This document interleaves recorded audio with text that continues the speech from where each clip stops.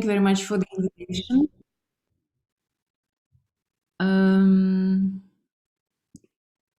I am here stepping in for my head of unit, Manuel Alesha, that was not available for this meeting. But I hope we can still go ahead with the topic. Thanks again for arranging it, and it's very nice really to see many familiar faces around this virtual table. So you will really have certainly a full and fruitful discussion as usual in this constellation. I would like to just say a few words. How come it's not moving? Yes. So I was asked to not only to present the Horizon Europe novelties, but also to have a quick look backwards that I am doing.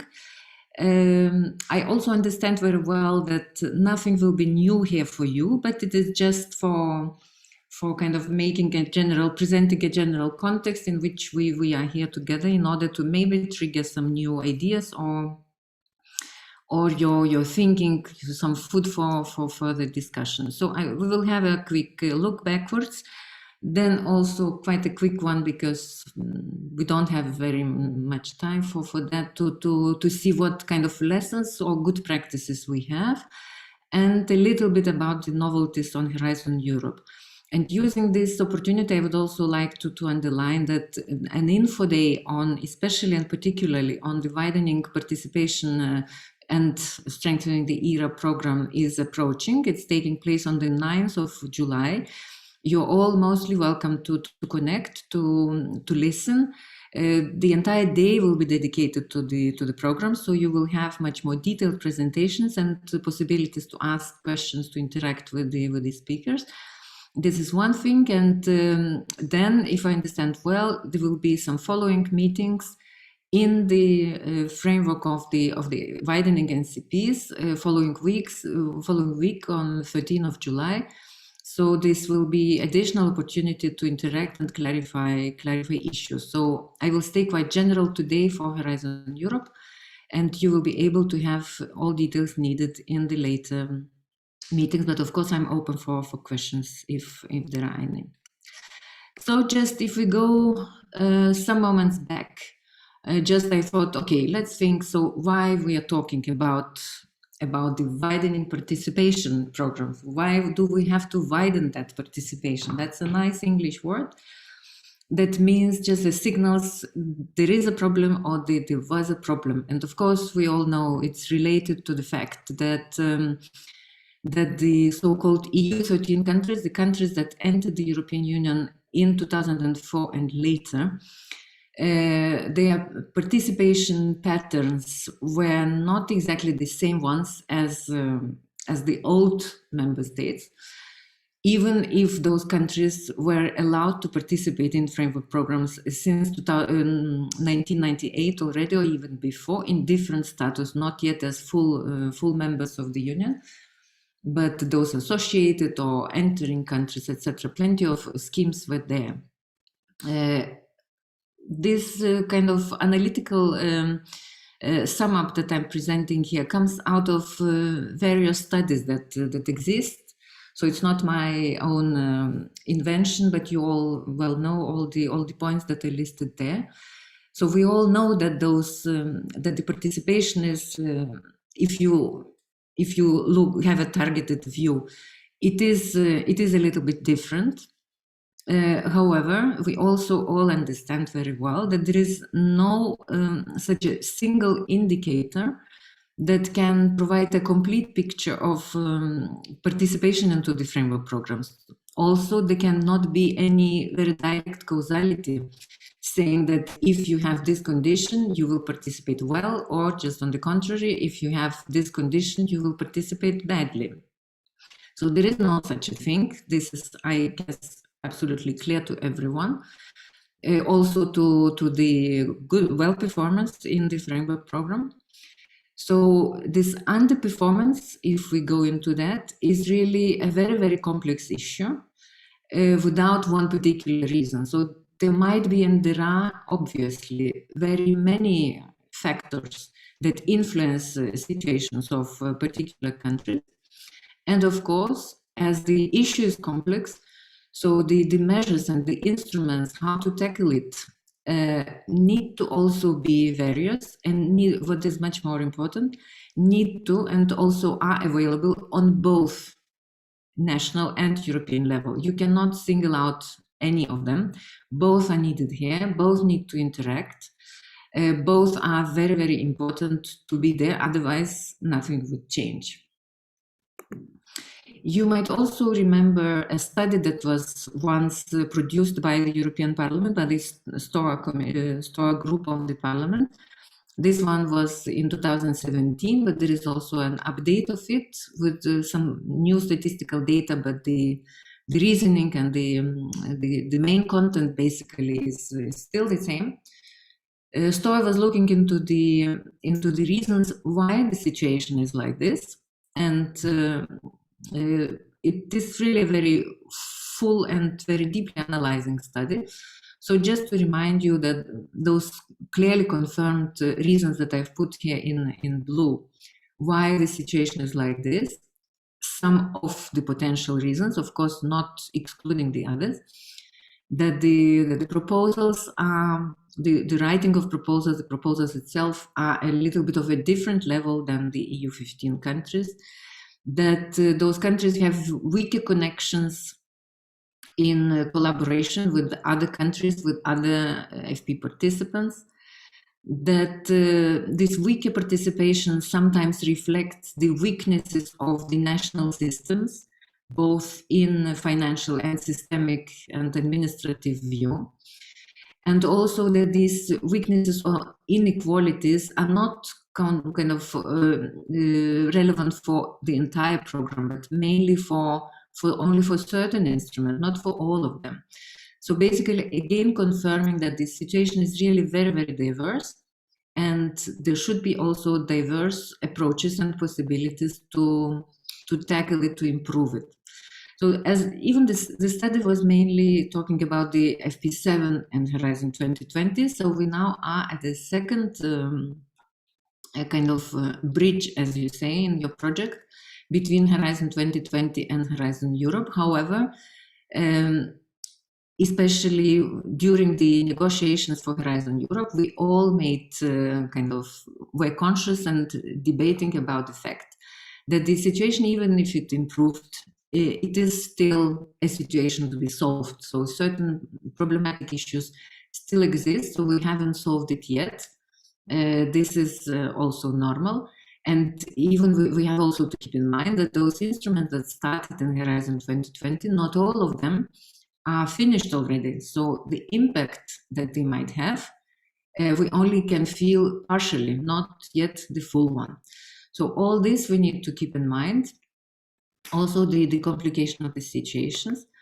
And also to remember that with the same reasoning, the portfolio under Horizon 2020 was conceived and designed, having in mind that there is a certain lack of synergies between national systems and the EU landscape, that there is a certain reduced access to international networks.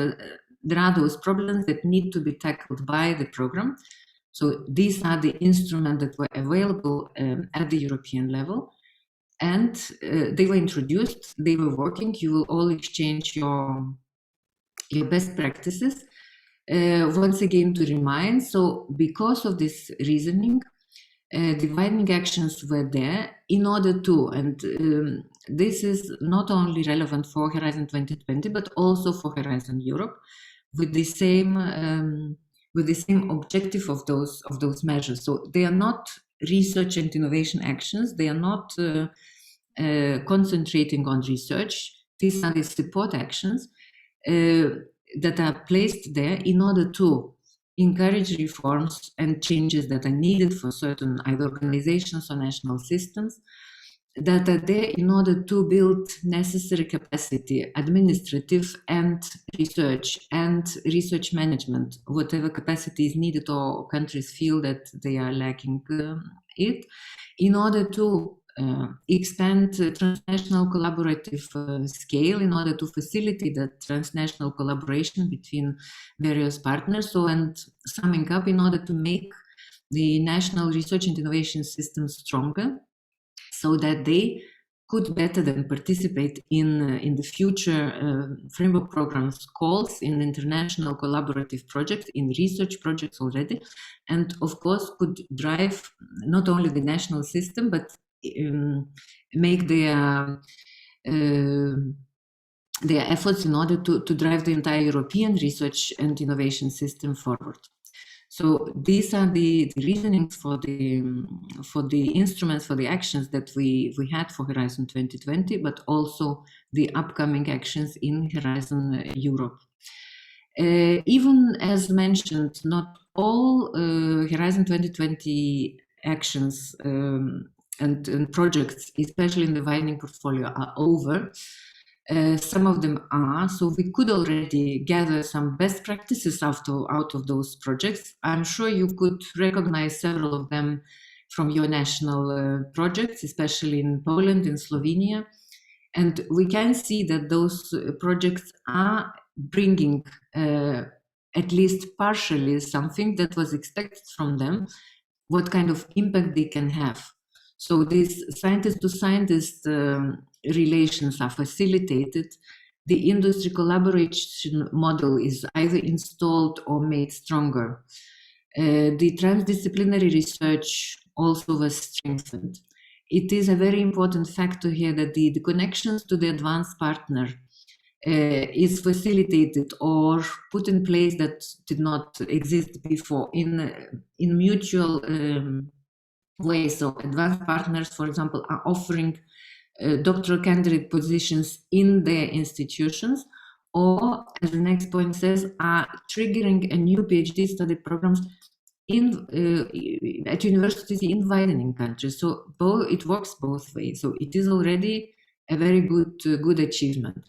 Of course, a very important factor that is coming much more now of the latest generation of the projects that are not yet full, but even in the first reporting period, so let's say 18 months after the start of the project, they can already feel that their visibility is increased and their authority as organization and even personalities coordinating the project is also increased. They are much more listened to and heard to, so they can already go and see what kind of changes they would suggest in order to improve the situation. And all other kind of institutional reforms or improved knowledge transfer possibilities. So all these are already well reported and exemplified best practices, real things happening in reality in various countries. Of course, only some of them.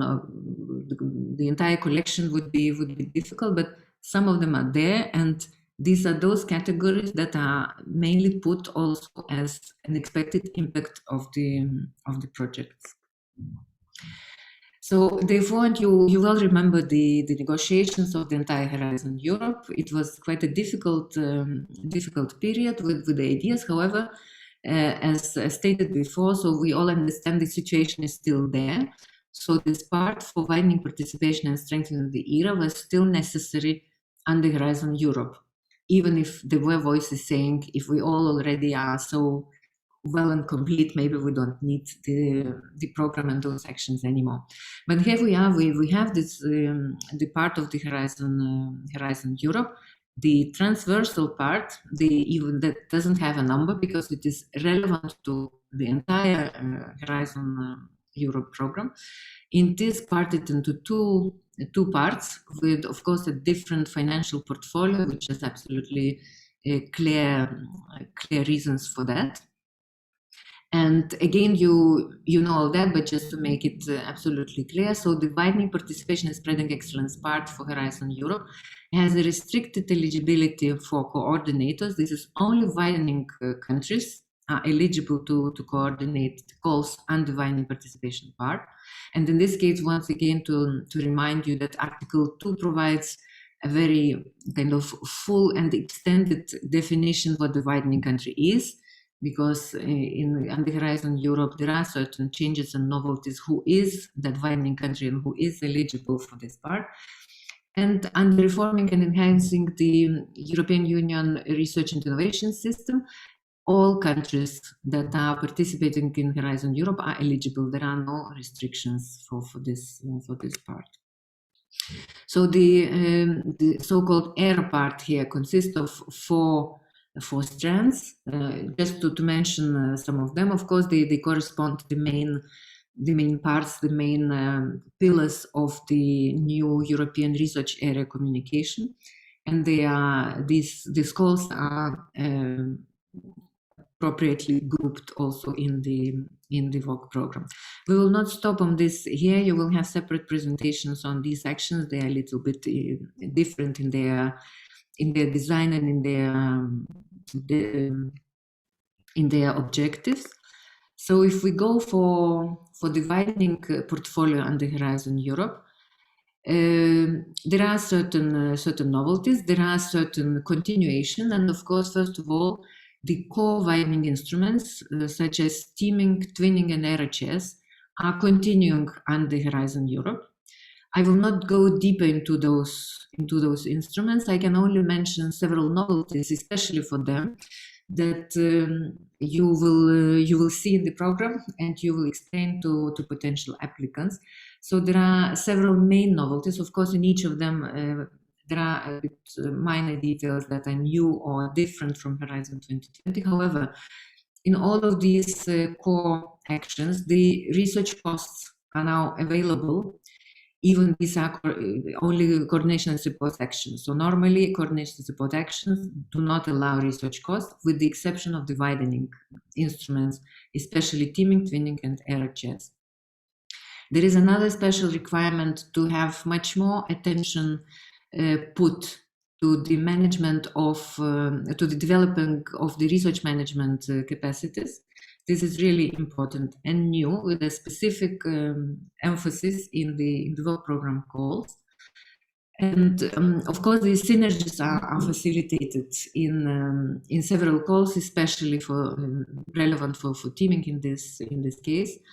And here, as mentioned, so you need to also know what is the list of eligible member states, especially explaining it to applicants. And of course, politically seen, it is important to keep in mind the strategic European research area priorities that are outlined well and explained in the newest communication on that policy initiative.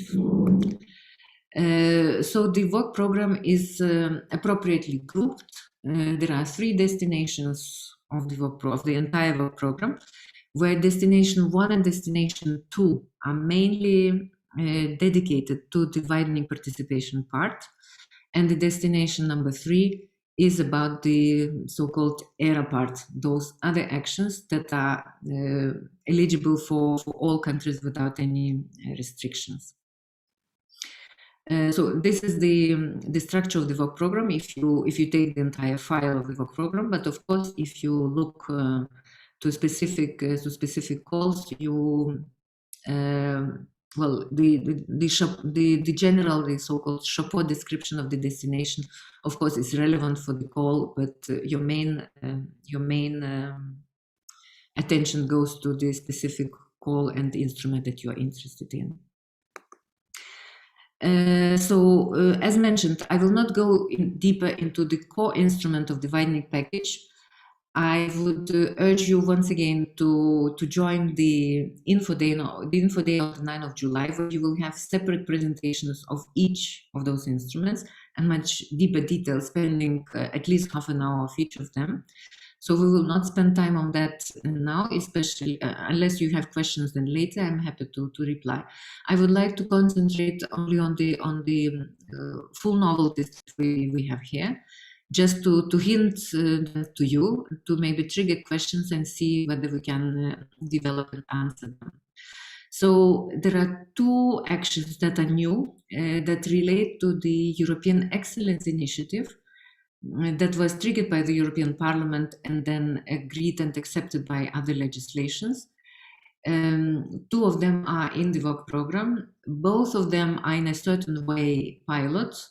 So it would depend on the experiences gained from those calls, how it would go, how it would proceed, changed or renewed, or maybe it was not needed to go again with these actions. So let's see. So first of it is about the excellence hubs. Is a totally new call, new action that is concentrating on, as for me it's clear to understand, to have the attention on two words, because both are equally important here, and that's the novelty. So the first word is an innovation. So it is really innovation oriented, which means also the actions need to concentrate on higher tier levels in their strategic thinking that is needed for this call, and also business participation in this action is absolutely crucial. And the second word that is crucial here is the place-based or local ecosystem, because there are 4 participants that are absolutely required to be there to participate, to form consortia, which is the research institutions, businesses or firms, as stated here, regional or local authorities or national authorities, if there are no regional partition, and of course societal actors. There are no description how these or other action actors need to look like, but they need to represent the four parts of the society. This is absolutely crucial. And as you see below, so the requirement is to have at least 2 of those quadruple ecosystems participating from 2 different countries. There is no requirement to have an advanced partner here, so it's basically for local ecosystems only. And the main bulk of the attention of the actions and also of the budget needs to go to the widening countries. However, if there is a need and if justified, non-widening partners from non-widening countries are of course welcome to join the consortium and to participate. This action goes with the objective exactly to strengthen linkages between business and science, to elaborate those cross-border agendas and go strategically about them, and to develop innovation excellence in certain regional contexts. So this is a totally new action that has a quite substantial financial portfolio and should run up to 4 years. And the second action that comes out of the European Excellence Initiative is concentrated rather on the higher education institutions, seeking to amplify reforms in that respect and to build capacities for the further networking of higher education institutions, leading to the future European Universities Initiative and Universities Alliances that run now again as a pilot under Erasmus+. So this action is a bit short. It goes up to 3 years and with up to 2 million grant of the funding from Horizon Europe. And the requirement here is to have a consortium of at least 2 higher education institutions from 1 or more widening countries and at least 2 internationally leading higher education partners. So both sides here are represented, but again, the entire work and the gravity of action and gravity of funding needs to go to the widening countries. Another very nice and needed and new package that we will have under Horizon Europe, and I'm more than sure you are already very well familiar with that, but just to single it out that it is really important. And the Commission is putting a lot of hopes and emphasis on this package, because it was again strengthened in relation to Horizon 2020, since it was signaled from various stakeholders, but also from the monitoring of projects or program on the European level, from the agency and the Commission, that these are the capacities and these are the issues that are still missing in the for widening countries and in the portfolio of widening instruments. So you as NCPs, mainly of those that are around the table today, you will have really a very, very crucial role here for helping participants as much as possible and as much as applicable in preparing proposals, in matching with potential partners, in training and coaching both participants but also other NCPs from maybe the countries where that system is not so well developed as in yours, for example, providing best practices from projects, from your work, through all kind of networking and webinars, and communicating also the information from the Commission, but also those advices that you can give for the applicants. So this is really a very important instrument to come. We hope very much it will be helpful, and we are there to support you as far as needed. And the last but not least to mention is a new facility under the Widening Participation Program is for HOP-ON, which is would work differently than the usual widening instruments under Horizon Europe, which means that this action is related to other calls under Pillar 2 of Horizon Europe, because only after the selection of consortiums will be done under Pillar 2, different topics, different thematics, only then this instrument will come into play. So only then a certain partner from widening country will be able, if willing and if agreed with the consortium, will be able to hop on or to join that existing consortium in order to also bring its research knowledge, but also build new networks, expand the existing one, exchange knowledge and information with the partners directly working on that particular research or innovation subject of your choice and of your interest.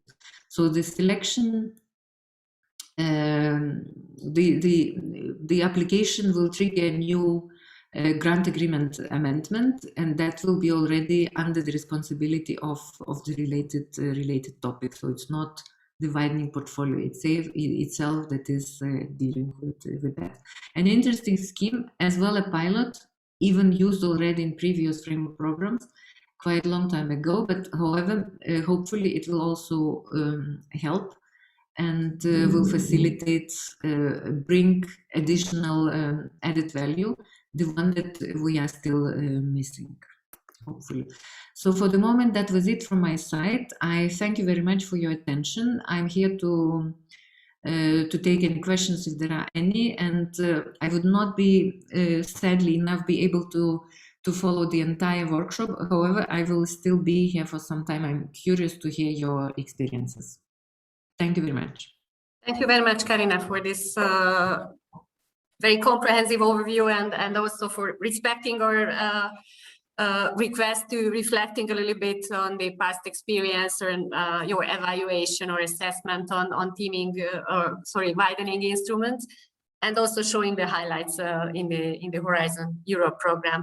Now I'm asking my colleagues, NCP colleagues, if they have any questions or requests. As we learned, actually, there will be a dedicated workshop, of course, on the novelties, on the new widening package in July. But we could still grab the opportunity and ask some questions. So please indicate it in the chat box or raise your hands.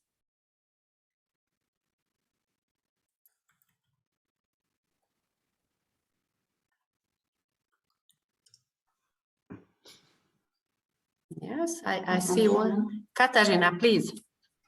The floor is yours. Thank you very much. Good morning, Karina. Thank you very much for your presentation. I have one technical question.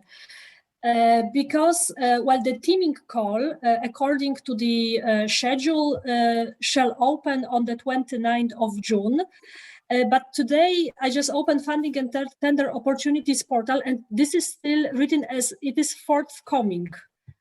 and the documents cannot be uploaded. I mean, do you know something about this? Is just a technical issue, or? I hope so. Good morning. Yeah, nice to see you again. I hope so. It is a technical issue. I don't know. I will clarify. I can ask colleagues and come back to you. Shouldn't be the case normally. Okay, thank you very much. Thank you. Some more questions, maybe? Yes, I saw Yanis. Yanis Anchan's questions. What beneficiaries are expected in Excellence Hub projects? Is that representatives of all 4 sectors? That's the question. Yes, absolutely. The representative of all 4 and doubled, because it has to be from 2 countries. And this is obligatory. So missing one of them is not fulfilling the conditions of the call. Thank you. Do you expect also to link somehow these projects to the smart specialization strategies? So is yes, it, of course, that's needed politically. Yes, you need to clearly show the link that the domain that you have chosen is not accidentally there. You need to justify why this is important. Yes. Okay, thank you. And also here, of course, the possibilities for synergies come. So you can, it depends on how you would develop, but this is possible. I am studying the chat box. I see Anna has a question. Anna, yes, Anna Moshitskova. Please, Anna, the floor is yours. Yes, thank you. I have a question on the info day. There are parallel sessions on ERA part and on widening part. Will there be a recording available? Because some of us are NCPs for both parts, we cannot follow the parallel sessions. You know what I mean? Yeah, thank you very much, Anna, for your question. Yes, the sessions will be recorded and you will be able to consult them after the event is over. Okay, thank you. Yes, it's an important practical question. One more question from my side, actually, because I think many of us has several questions on this kind of joint evaluation between the regional funds and the widening actions, especially teaming, of course. So it's do you have any practical information to share on that? Because we still confused on that. Actually, we are planning, of course, for example, in Hungary, to use the structural funds to co-finance widening actions, but still a lot of question mark how to do that in practice. Actually, how could we collaborate with the colleagues working in the managing authorities on that? Yeah, thank you very much. This is my favorite question, though. Yeah, of course. I have a very simple answer. Because the procedure is still under development, so we don't have the details to share yet. However, you already can clearly see in the definition of the call what is needed for the first stage and for the second stage. So you can generally and politically see what are the main issues there that is needed. Of course, the administrative procedure, how it all should run, it's not yet set, so I cannot give any answer for the moment. I hope very much it will be clarified in the nearest future. I'm not sure that for InfoDay we will have it already, not sure yet. But the next step, what I would like also to mention it is the publishing of the frequently asked questions. So it will come out in summer, in the beginning of the summer, sometime after the InfoDay. We will collect all the questions that will come there. So hopefully by that time we might have already some clarifications. But anyway, so the call for the second, well, the second stage of evaluation is only next year. So anyway, it's still some time to go. Okay, thank you very much. So we are looking forward to learn more about this process. Okay, I don't see any more questions and raised hands. Like I'm looking at colleagues. No, okay. Then thank you very much, Karina, again for joining us. Oh, no, sorry. Now an additional question coming. For Hope on facility, will there be short list of consortia published by EU services? Yeah, that's a practical question. What do you mean shortlist? Those that are only candidates to be selected?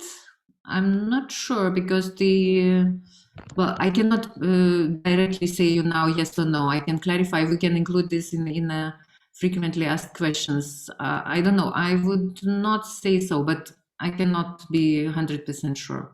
I will clarify and we will include this in the frequently asked questions. Thank you for that. Okay, thank you. Mafalda is asking, are SMEs able to participate in widening calls? Of course. Of course, it all depends on which ones, what kind of SME it is, which countries of SME it is. But of course, as partners mainly, yes, why not?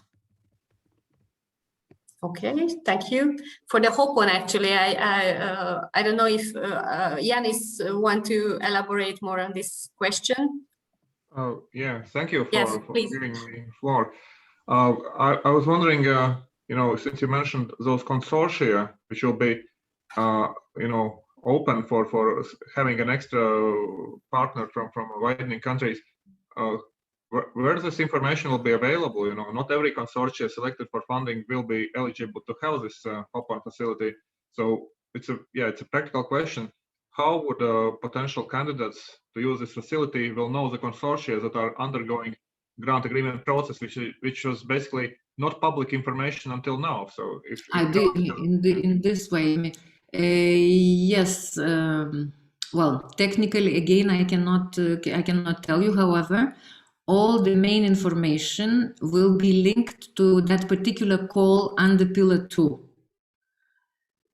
So not under widening, but under Pillar 2, under thematic call that we will deal. Every call that is accepting this hop-on facility has it now included in the work program text.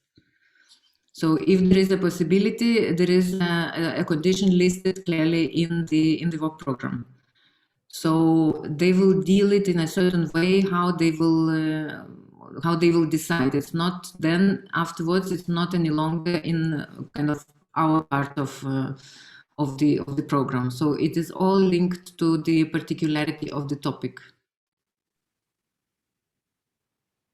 Okay, thank you very much. So it's a very, very relevant question. We are also receiving similar questions from Hungarian applicants because, of course, they are very much interested in this new scheme. And of course, they need the information which consortia can be approached from their side, maybe if they would like to join them. So it's, yeah, maybe the NCPs can also play a key role in disseminating this kind of information. So that's of course, it will be crucial thing, especially for the matchmaking.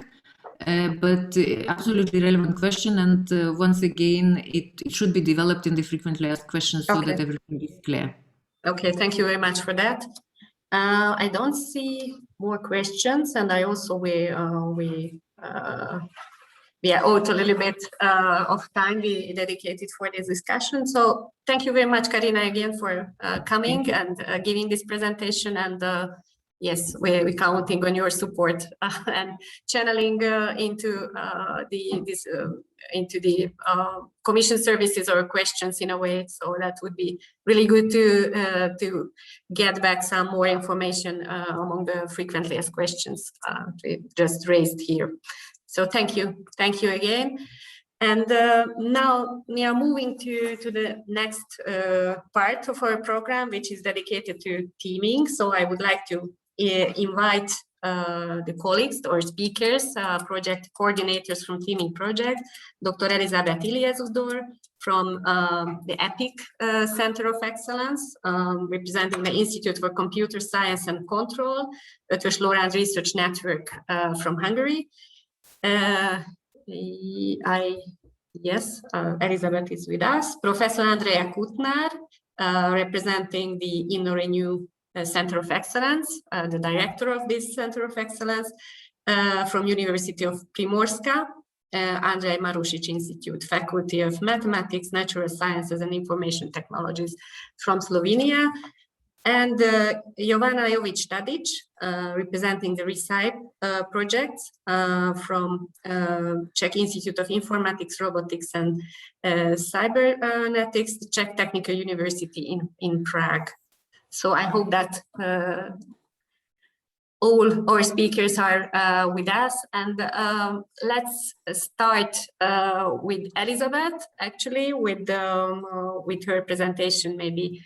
So we would like to give you a kind of teaser what happened in these teaming projects in the past, what were the really hands-on experience of the project coordinators with the project. These are really the flagship projects in Widening program, and running for some years, at least some of them. So we have really a vast experience, I suppose, from the implementation phase as well, not only from the preparation. So I'm really eager to learn about what is your experience with this scheme. So Elizabeth, the floor is yours if you can start sharing. We could see your slide. Yeah, it's the full screen mode. So the floor is yours.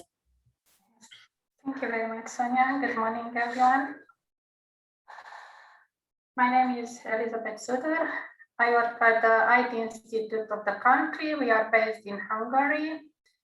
When the teaming instrument that we applied for has started, we used to belong to the Academy of Sciences, the Hungarian Academy of Sciences, and now we belong to a new research network, which is called the 2HE Research Network. It groups the same consortia let's say, research institutes that have been previously at the academy. So nothing much has really changed. We are still in the same network, basically. So about the teaming. So spoiler alert, I received in advance the questions that we will discuss at this workshop. Therefore, my presentation is grouped to answer some of these questions via the projects that I coordinate on the teaming program, and which is called EPIC. So at the time when we applied, there was the requirement from the call to form a new legal entity. This apparently has been removed in the new Horizon program from the widening requirements. However, it was a requirement at the time, and the call was saying that we could either upgrade or form a new entity. As far as I know, we are the only project that has done both. So we have upgraded our existing Center of Excellence in Information Technology and Computer Science and Control, and we have also formed a new legal entity in the form of an LTD. We call it EPIC InnoLabs LTD, and it is a joint undertaking of the partners in the project, the advanced partners and Stucky, the Hungarian part, one of the Hungarian partners, because we have several Hungarian partners in the project. And this legal entity it was formed solely for a purpose of knowledge transfer to industry. So we have the scientific part concentrated in the upgraded Center of Excellence at Stucky, and the technology transfer at the company, at the newly formed company, and these together are now the new Center of Excellence in Production Informatics and Control, which we briefly abbreviate as EPIC. So you can see on the right screen some of the activities of the LTD, and on the left side activities of Stucky in terms of research applied and also basic research. But I will not detail this, as it is not the purpose of today's workshop. So from the partnership perspective and from the structure of the project, there are possibilities to apply from 5 to 7 years. We applied for a period of 7 years, and we have requested a funding of 11 million and exactly the same amount as a national commitment. So we have in total for different activity a budget of 22 million, half of it covered by the teaming program of the European Commission. Here you can see some pictures of our lives in the project. About the partnership, so we started under the coordination of the National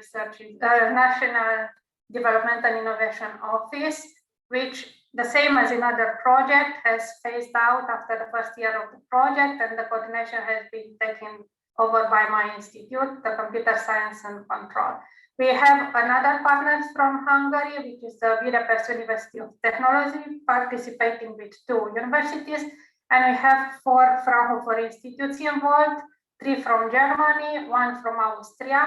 And then after the LTD has been formed, legally formed, it was via an amendment, it was added to the consortium. And this is the status of the partnership today. So regarding the complementary funding, this is actually participating in several networking events with the other team projects. We find out that this is where the most problems have arisen for the other projects. However, we are in a very lucky situation that we have received the funding already at the beginning with no problems. So what has been promised has been given to us in the form of 2 projects. One that has covered, as I will show you also on my next slide, is covering also infrastructure, or has already covered, because it's implemented already, and we have established a completely new pilot factory. And the other one, it was more, it's supporting more basic research or researching itself. And we have also almost €1.5 million as our own contribution, and which was given to the center for establishing new offices, completely refurbished new offices in 1 complete floor at the institute for the newly formed company. So graphically, where we stay now with complementary funding, is that we are here where you see this demarking red line. As we have already completed the first part, the one that was related to, that supported also the infrastructure, and that is where we are having, we already started, and we will be having, projects with the industry where they can test on our robots, software, and things that are related to the production control. And then, of course, we built already the offices, but this is also in the infrastructure will be further developed. And then we have still ongoing the research project funded by the national agency as part of the widening support, complementary support. And of course, we have the EPIC project in itself. So we were lucky, we did not have problems with receiving and being successful in the use of the complementary funding. I know many other colleagues did have problems here. So what is the procedure for us in our particular case to get the project in itself, to get to EPIC? Unlike other countries, we did have a national evaluation procedure where projects have been pre-selected. So it was,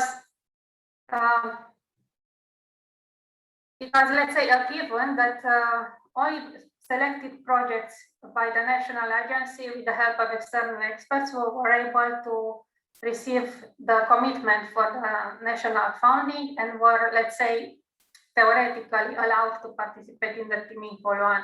So we were successful on the national evaluation, then we were successful in the first stage, which consisted, as you know, from a 1-year project to develop a business plan. Then we went to the teaming call. This was where we were, let's say, on the funding range, and then this was preceded by a hearing in Brussels. We were successful to both of them, and then okay, we could start this project successfully. So here, yes, this is something to differentiate us is the national evaluation that was. I think this is a good thing to implement in order, because one country cannot realistically guarantee the funding of a large or any number of projects. So I think it gives a bit more certainty if the projects are pre-selected, and then it's more guaranteed that there will not be problem with the complementary funding in, let's say, my view and our experience. One issue, because this is one aspect for us to discuss today, what difficulties were in establishing the proposal. I think the main, let's say, problem, it was this duality, that the business plan that you are developing for 1 year, it was not the proposal itself that you needed to submit. So you are actually in parallel developing two important works, two important documents that were actually not the same. So you work 1 year for something that you can barely use in the submission, because the template is completely different. Okay.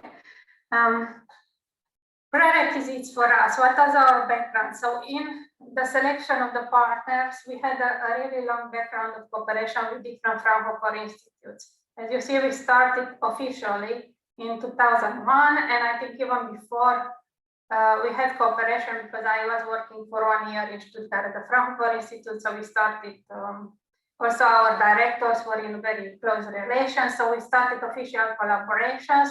When in 2002, we formed a virtual institute, and this was preceded by other agreements in 2010 and 2015.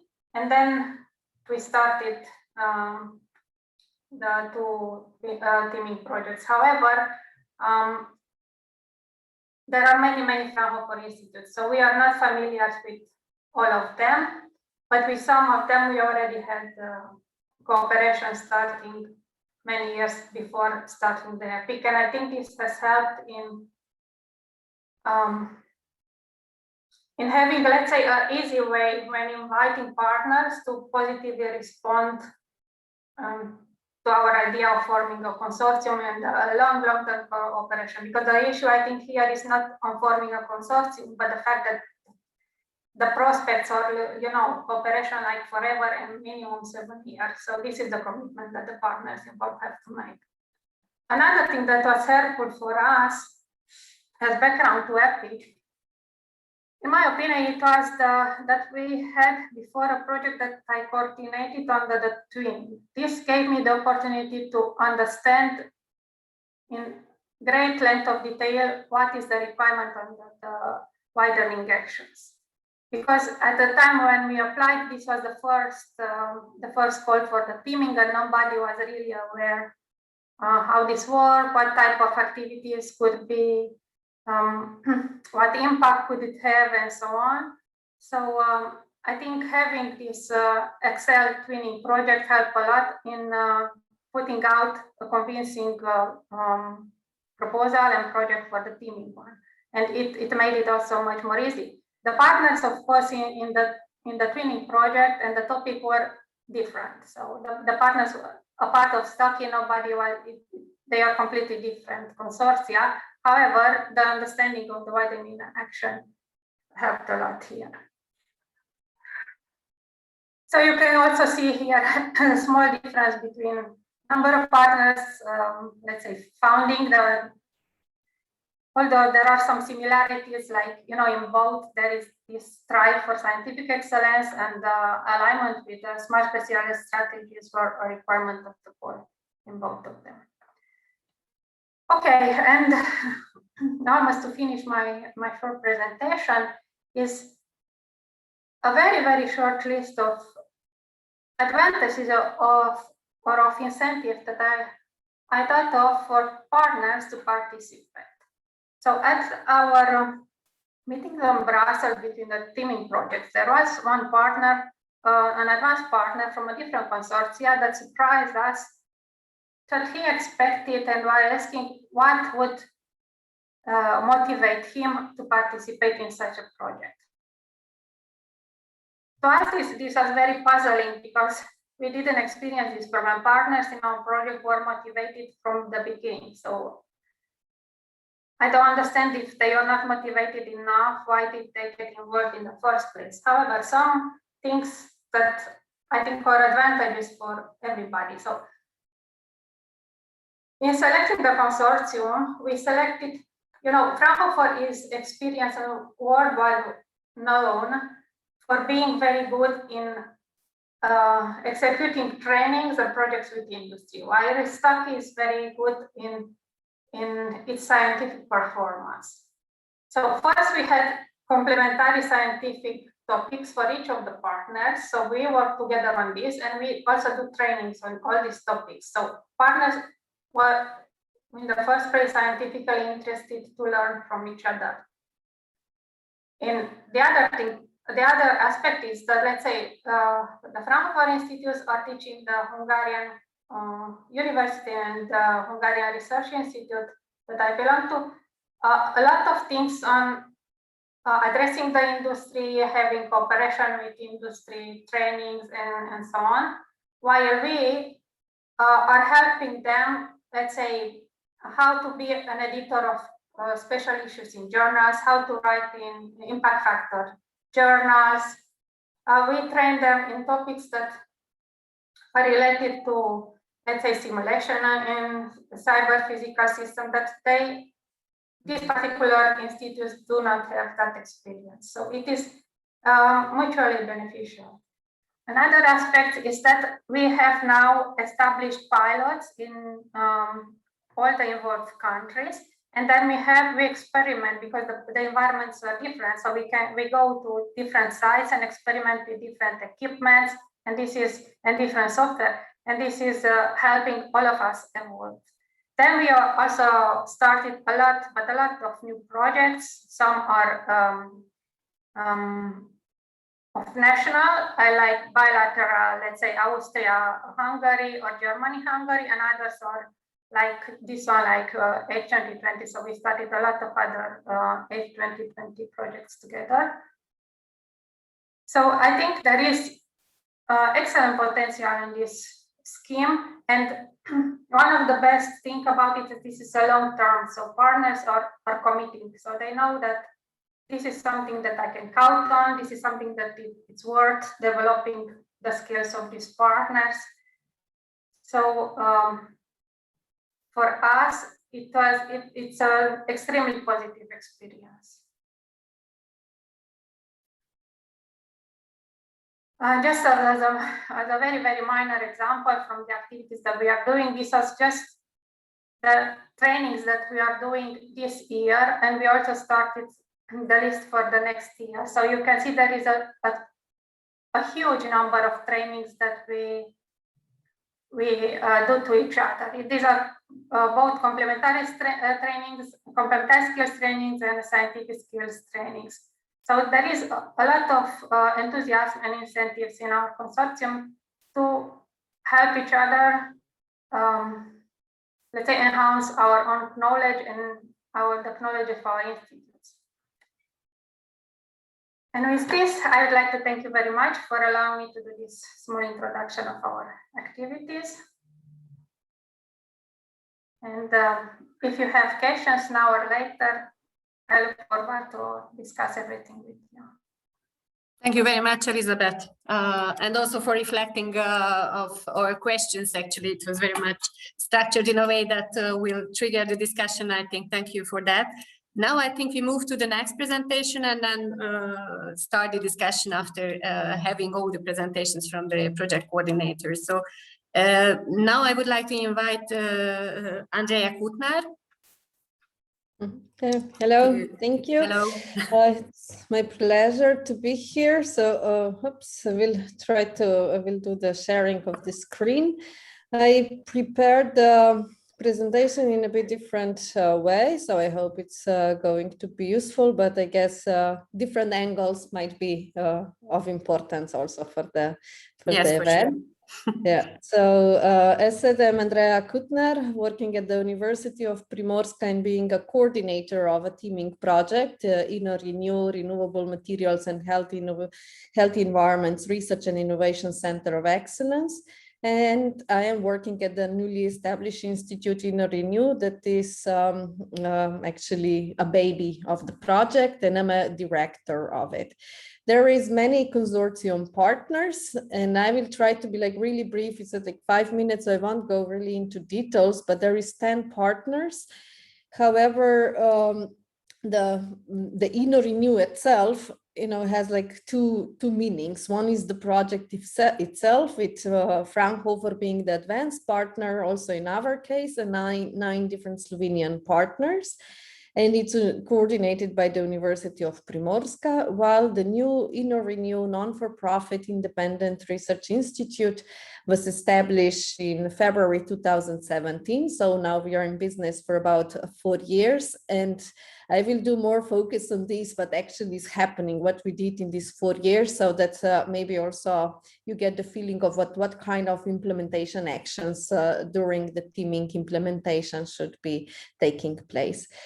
As said, it's the non-for-profit private institute that has completely independent organizational, operational, and management structure, and only 4 partners out of these 10 that are participating in the project, Horizon project, are the founders of it.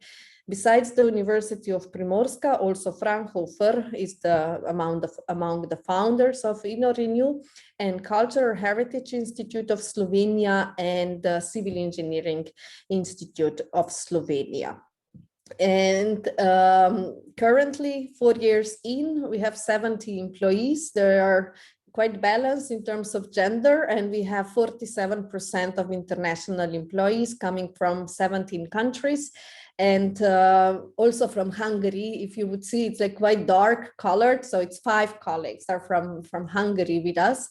And we have 17 PhD students, and 15 of them are actually enrolled at the University of Primorska, which is the coordinator. One then also in Hungary, in Szeged, and one in Finland at Aalto University. This was done, the initial involvement of PhD students abroad were due to the fact that we didn't have a suitable kind of like PhD study program at the University of Primorska, which we afterwards also developed and established. So last year we started, and we have 8 PhD students with the new research topic that is actually a mirror of Renew activities in general. When it comes to infrastructure, we obtained quite a lot of funds on the national level. They doubled the amount we received with the Horizon teaming call. And there was a national call that we applied to after already knowing that we were successful in European level. And besides Renew, the new entity that gets the majority of the funds, also other Slovenian partners that are registered as a research institutions were able to obtain the funds and actually kind of upgrade their capabilities. Renew is building a new building that we actually designed on our own, and it's going to be completed in 3 to 4 months. So it's really at the end of the construction. But currently we are working in premises of University of Primorska, and we are also renting 3 other locations. So all these 70 people, we have laboratories all over the Slovenian coast. This is the building. What I would emphasize here is that municipality of Izola gave us the lot. They gave us the building right for 89 years, and they also exempt the Renew from municipality tax. So they actually are a huge contributor also to the development of Renew itself. Maybe a bit of like kind of KPIs. We started with the project such that we knew that we don't have a mom we can go cry to in 6.5 years. Initially, we started with 5 years, but prolongation happened due to the huge delay on the national level with receiving the funds. But we roughly, about 8 million euros of additional new funding we were able to obtain just at InnoRenew, the new entity. This also includes 4 Marie Curie scholarships, and in our network we currently have over 400 international partners, meaning we wrote proposals together, we did business directly, like services and similarly.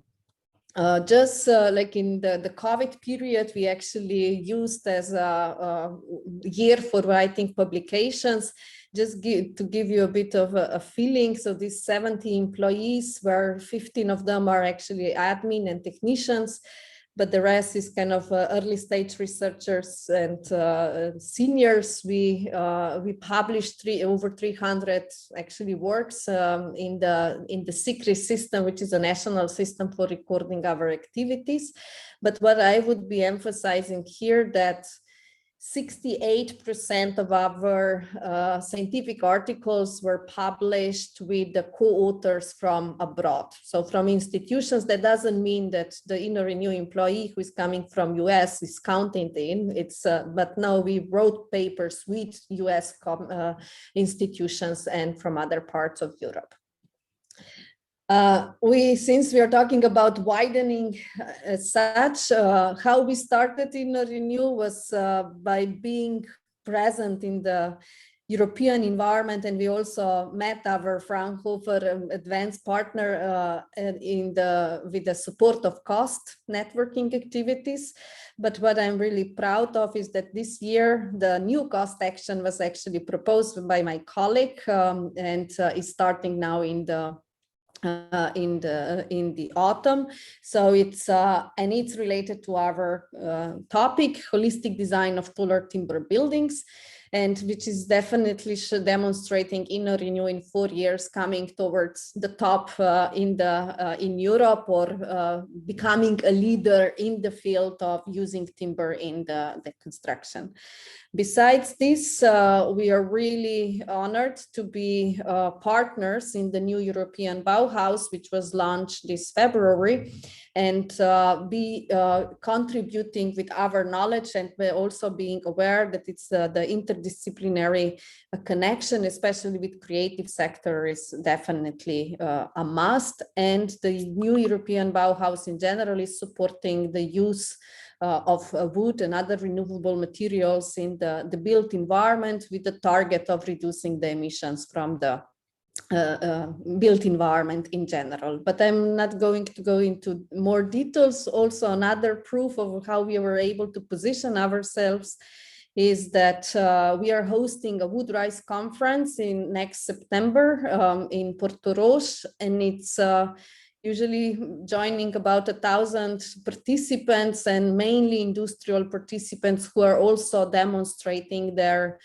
products. It's a networking event, not only for academics, but also for industrial participants. And we are really honored that this role was trusted to us, so that we will be able to host this huge event.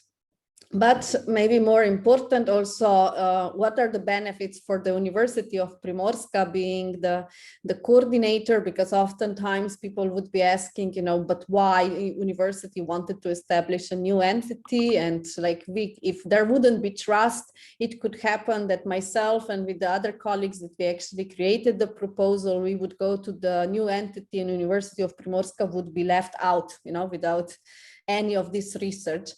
But actually, one thing that we didn't plan when we were writing the proposal was that all these foreigners that we were able to attract, the first question or the second question was, but will I be also having some teaching involvement? And we're like, well, we don't have teaching at InnoRenew, we are a research institute, but and then we started discussing with the university, and so there is actually 29 employees of InnoRenew that are teaching at the university. And we established, as mentioned at the beginning, a new PhD study program, Renewable Materials for Healthy Built Environments, which is kind of a mirror of content that InnoRenew is doing research on. And of course, new capacities, human resources, because of course, these employees are now partly employed at the University of Primorska, and quite a lot of research equipment was also acquired by the University of Primorska, so that there are certain topics within the field that we are actually boosting at the university, and the others with InnoRenew. Benefits for Fraunhofer Institute, it's the new possibilities for exploitation and value creation, international collaboration and mobility of researchers and professionals. Then it's transfer, innovation, excellence, experience, access to infrastructure. We do have state-of-the-art, brand new research laboratories.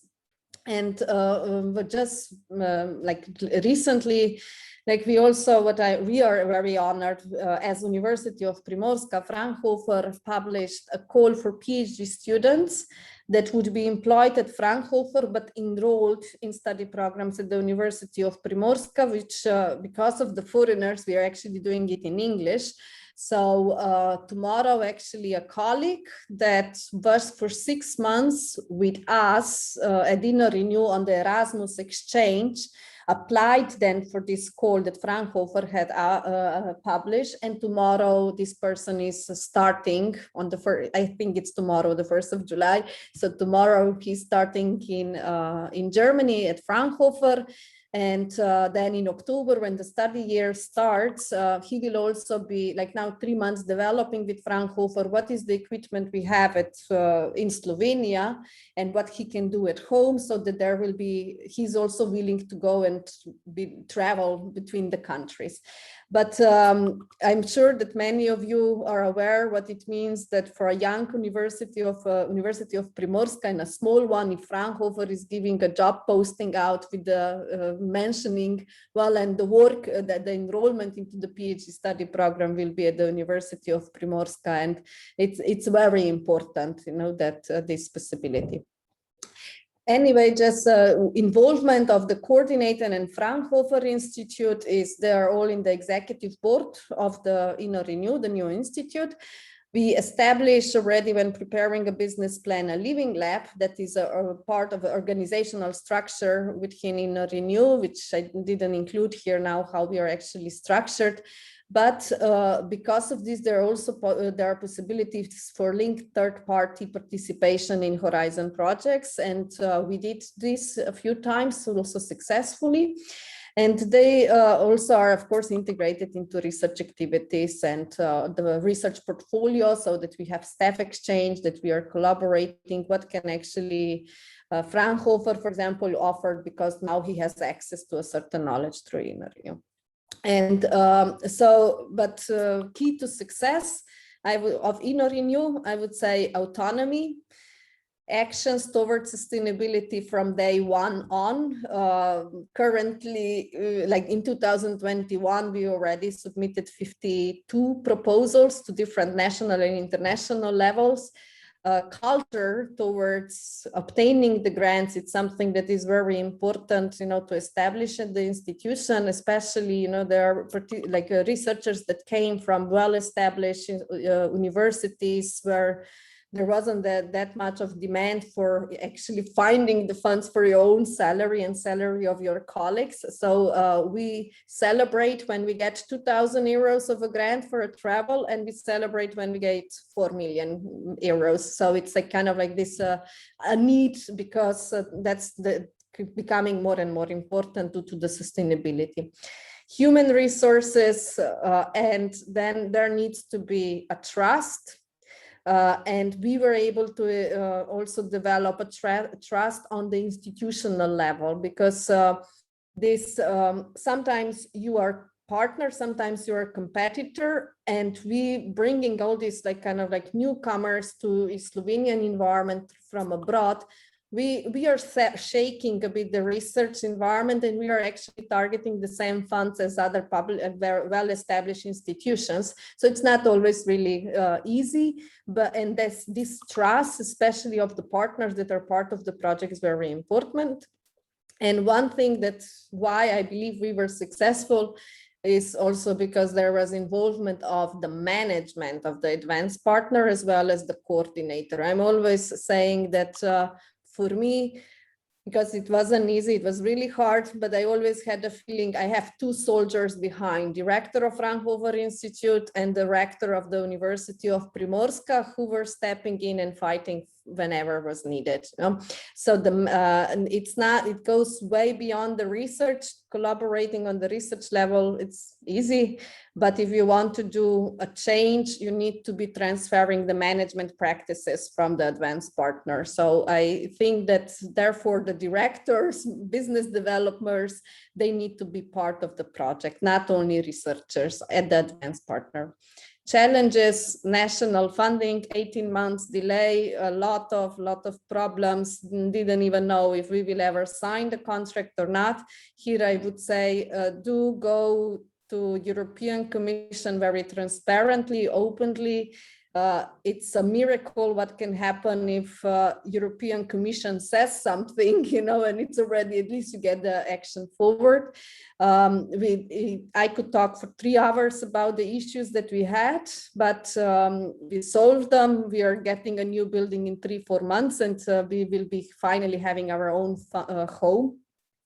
Issue is definitely a state aid regulation, especially when you want to be targeting a lot of industrial collaborations, and like the state aid due to the funding of research infrastructures, but we learned a lot on this as well. And also like it was a lot of support also on national level, obviously, so that we are we jointly communicated the problem towards the European Commission, and there is a change on that as well. You probably know even better than myself about this.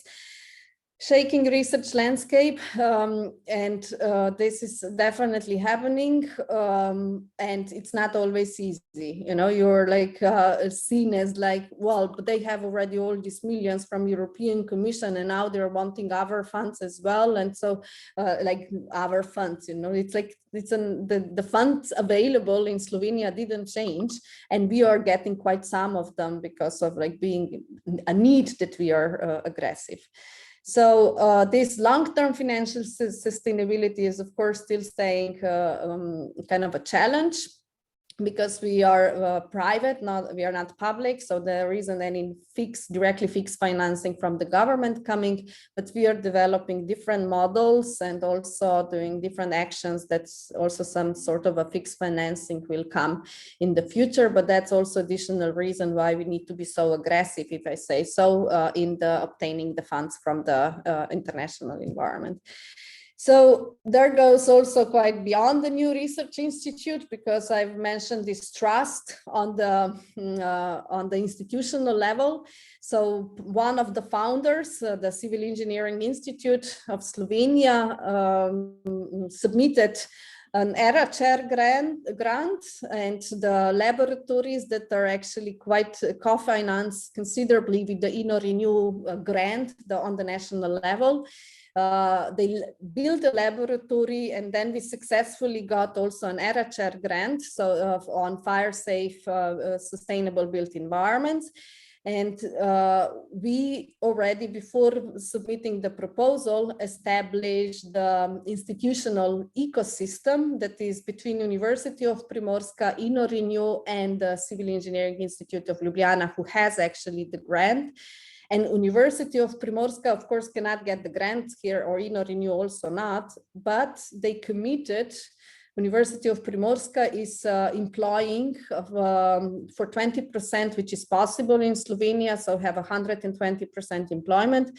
They will employ the ERA chair, who will be able to be developing the study programs, courses at the University of Primorska. And so also in terms of sustainability of the ERA chair holder topics that will be developed through educating then the new not only the PhD students, but also students that are then going into the real world, to the industry. With InnoRenew will be co-advising the PhD students, so we will be actually participating in the network as well. I know I'm already long. I'm always saying, don't ask me about teaming because that's my life for the last 6 years. But just briefly, I put the questions and answers. Challenge national co-financing for sure. We didn't have any pre-selection process on the national level, and I must be saying that that's the best thing ever that was decided, because we would never succeed if there would be a pre-selection on the national level.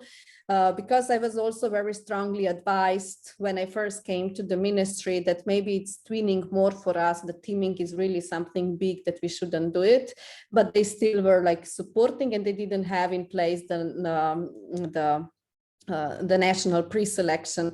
I know that you're on all NCPs, but it's like we are also just people and we have perceptions, and it's like on the national level we know very well the research landscape, and sometimes you are biased by judging who is actually capable. And why not convincing European Commission, who was actually searching, once Magda Di Carli was saying we are searching for diamonds that needs to be polished. And if the pre-selection on the national level would take place, I am like 99% sure we would not be entering the Horizon call teaming. Then we had collaborated with the advanced partner before. We were having different international projects together, and we were collaborating through cost actions. And what it is like the added value, and I strongly recommend to anyone submitting the teaming proposal, there needs to be the top leadership of the advanced partner on board in order to really have the good impact on the new centers. In summary, I think we are shaking the research landscape in Slovenia for sure, having like this innovative young team that is ready to go and change the world, and this is like really nice. And now of course like the hard times are coming closer and closer because of the grant coming towards the end, but we are all jointly going towards it because we believe we can do it. What would I recommend? So I would say do it if you have a strong wish and you're thinking out of the box. You want to do something completely different. You want to do it differently than business as usual. What you're missing in the national level, it's an opportunity to do it with the teaming grant. And don't do it if you're only going after the funds. And especially when you're involving these public institutions, it's always an issue of them to be willing to give autonomy that is needed to actually do this breakthrough different types of research institutions. And it can be seen fast if they're more kind of like, we want to have the hands-on, we need to have enough votes in the voting decisions and so on. So this we were luckily able to avoid. But what we did was we prepared a contract of establishment, and we went to the government for approval to establish a new research institution because of the public institutions before we submitted the second phase of teaming proposal. When we were successful, we got the results in the beginning of November 2016.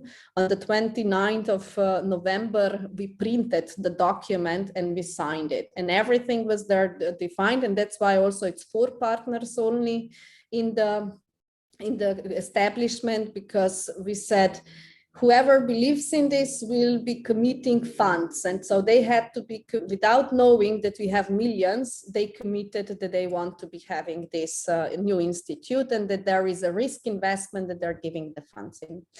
And last but not least, it's like the most important, involve young people, ambitious one that are ready, to develop something new and not be counting the amount of hours they use for proposal preparation. And especially when the project starts, that needs to be part of your life, lifestyle.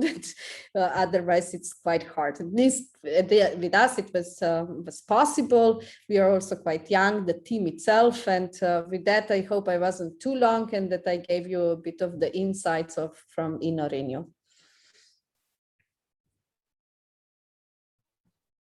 Thank you, Andrea, for this really inspiring, enthusiastic presentation, and also for your honest insights regarding the difficulties regarding the project, let's say. So it's very important, I think, to see all the benefits and also the difficulties in this program for the NCPs as well.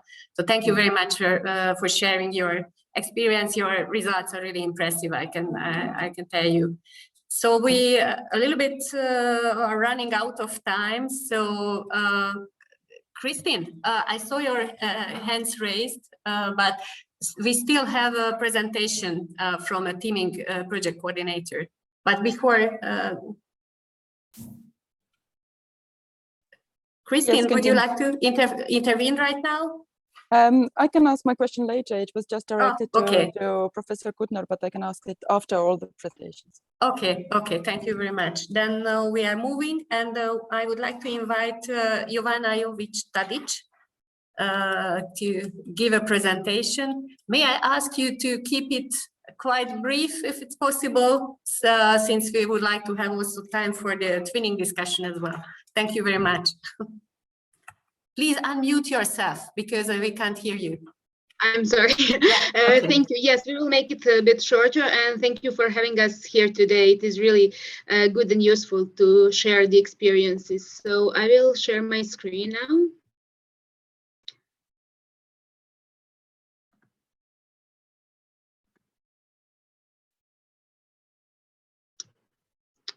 We can't see your presentation yet.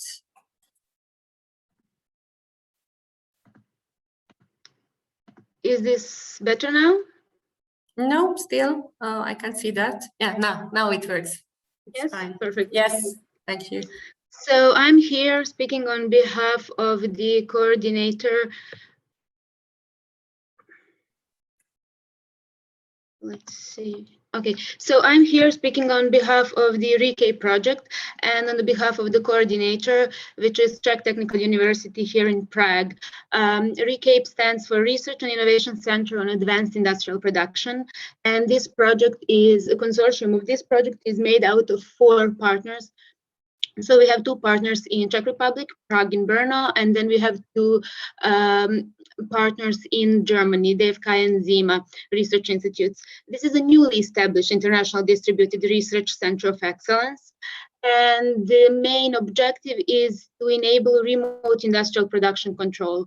At the same time, we're trying to rapidly adapt to the customer's current needs or available means of production. And what is really peculiar for the RECAPE itself as a center of excellence is that it is one of its kind, meaning that it is geographically distributed. So we have our research facilities and research test beds, as we call it, infrastructures, distributed among 3 different places in Prague, Brno, and Saarbrücken. In this way, we are trying to virtually connect those and to work in such a way. So if this was just a brief presenting of what we do, we will just cut it short. And if we go to the national complementary funding and how the process looked for us. So after the result of the teaming first phase project, there was an application, and that was the first stage proposal to the operational program for research, development, and education.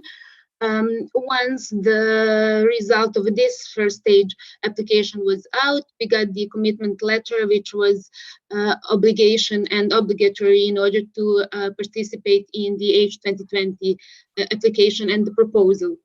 After that, the second stage of the application came in, and that's how we got the national complementary funding. If we talk about the consortium itself at RECAPE, we have to say that the collaboration among the partners has already been established, and it's been going on for some time.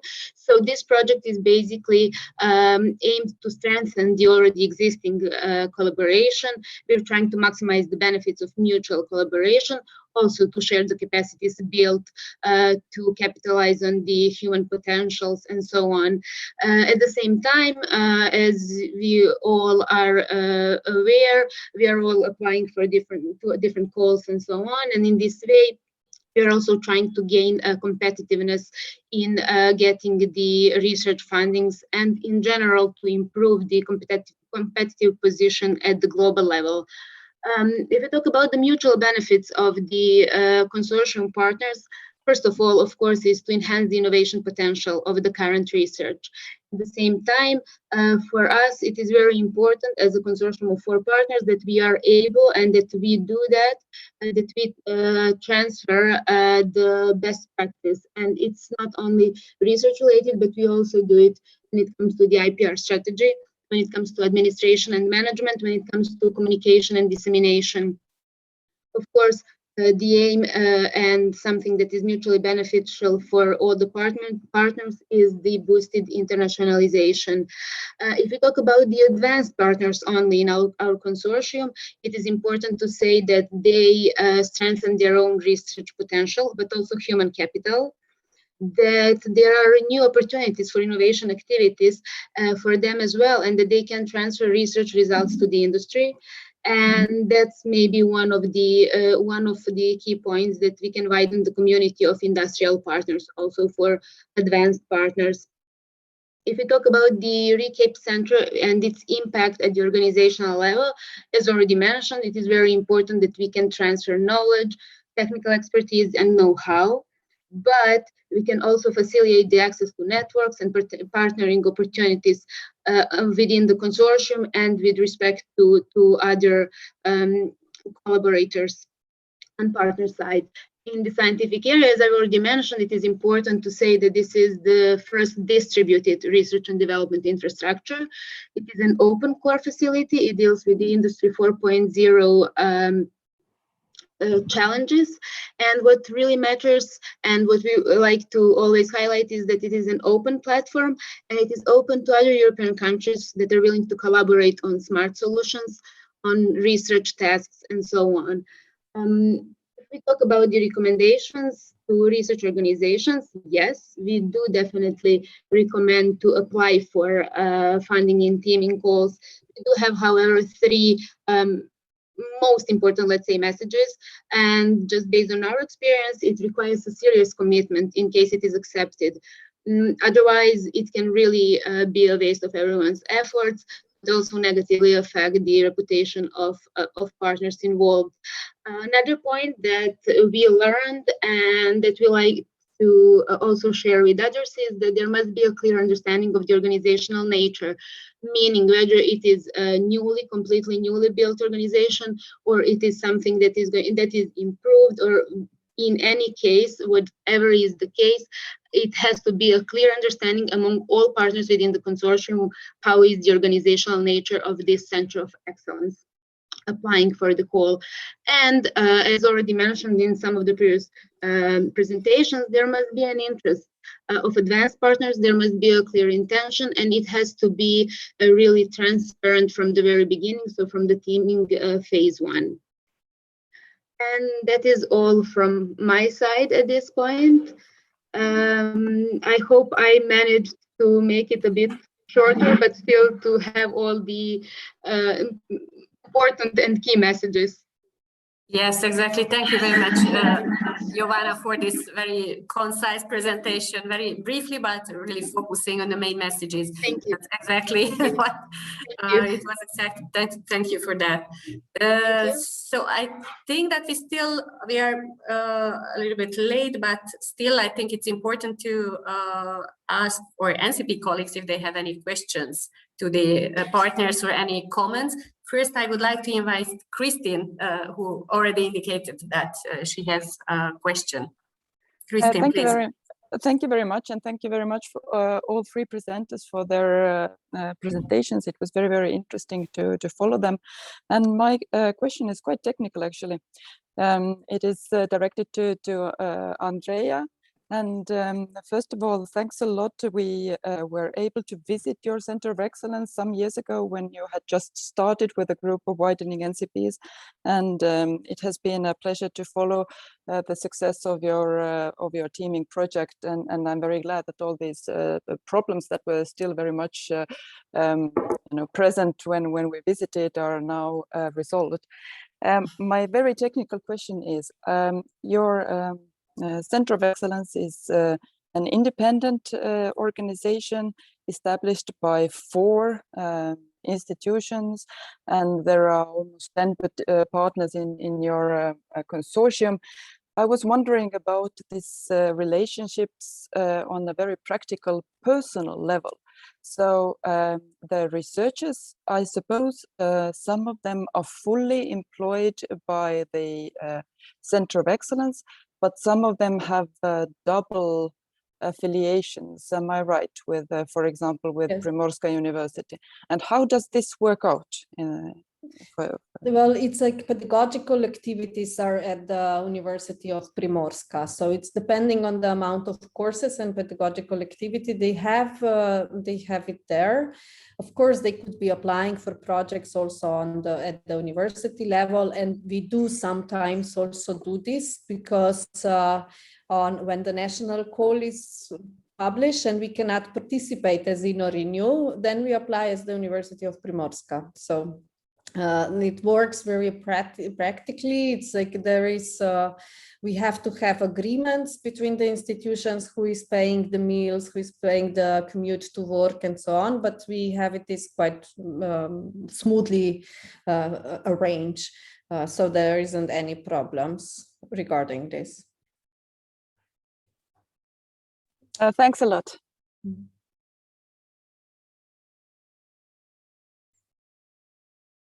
Sorry, I forgot to unmute myself. Thank you for the question and for the answer. I'm asking the other participants if they have any questions, comments on the teaming call or teaming projects, implementation part or preparatory actions. As you all know, the new teaming call is out actually, and the deadline is quite close. So I suppose that many NCPs will be approached by potential new teaming applicants, and you will face a lot of practical questions on this level. Laptop. Okay. Maybe one question from my side, actually. Andrea covered it in her presentation, the sustainability issue. So it's a key issue, as far as I know, that these Center of Excellence should be sustainable on the longer run. So I would like to ask the other 2 project coordinators, how do they deal with this sustainability question in their projects? Elizabeth and Jovana, if you could address a little bit. Or... In our case, I think we are quite stable from 2 perspectives. One, that we continuously apply for funding, also from other sources, and we already have support from national and international funding. But since this is also partly an upgrade of the already existing institute, we have the stability of, let's say, of the mother institute. So the research part is already stable. And then, yes, for the LTD, yes, it's like with any company, it's always the competition for attracting funds from other companies. And this currently, we are lucky and it's going very well. Because we have a large number of contracts with industry. I think 19 in the past year. Some are quite small, but still for a company that has just started, that's quite good. And yeah, this will be a it's a competition. It's a competitive process, but I think we are doing quite well there, because production is quite a good field to be in, because most of the companies in Hungary, or many companies in Hungary, have manufacturing facilities. So there is potential for us, but it is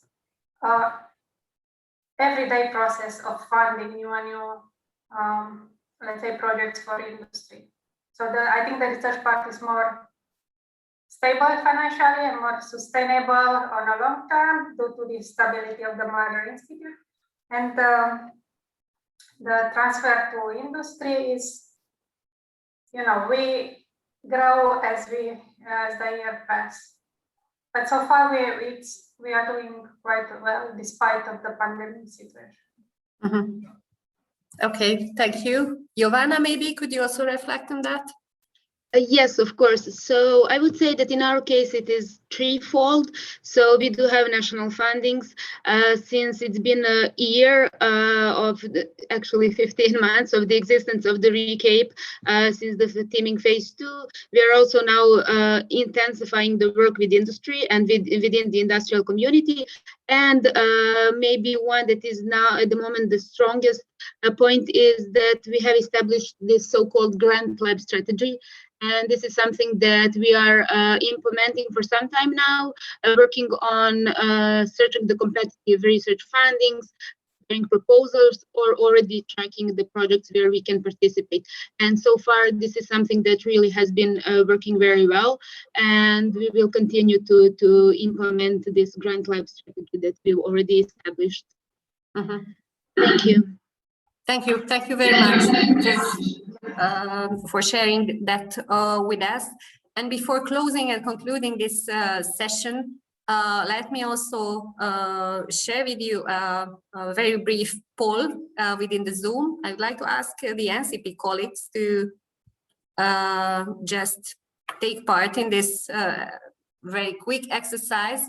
As you all know, the national pre-selection may take place in some countries. It was indicated also by the teaming coordinators that in their countries they use this kind of pre-selection mode. So I wonder in which countries did you use or do you plan to use for Horizon Europe? And also the synergy is another important aspect for teaming. So how do you use structure of funds? How did you use it for Horizon 2020? Or do you plan it to use it for Horizon Europe? So it is a question that would be interesting to learn about. What are the plans at national level? So please indicate your choice in this poll. I give you a few more seconds actually, and then we will close because we would like to have also the discussion on twinning, of course.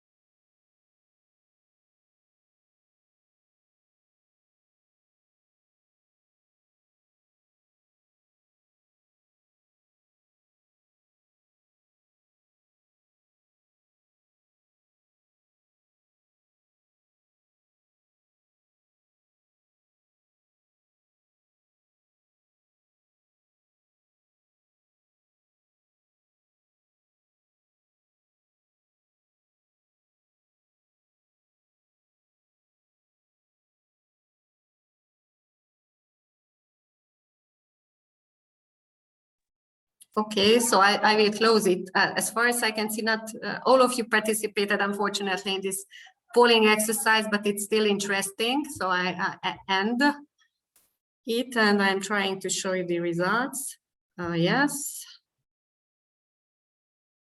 Yeah, so it seems to be that in Horizon 2020, 60% of the respondents organized pre-selection procedures in majority of the countries responded.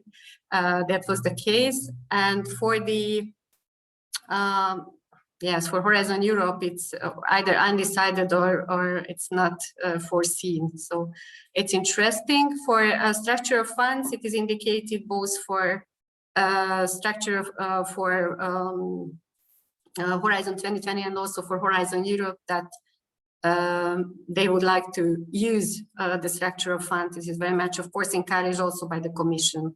So it's interesting. Thank you very much for those who participated in the in this exercise. It's not really representative, but still interesting, I think. So just a few concluding remarks for this panel. I think it was really interesting to learn about the experience of the project coordinators. Thank you very much again, Elizabeth, Andrea, and Giovanna, for sharing us all of this information. I think we learned a lot about that.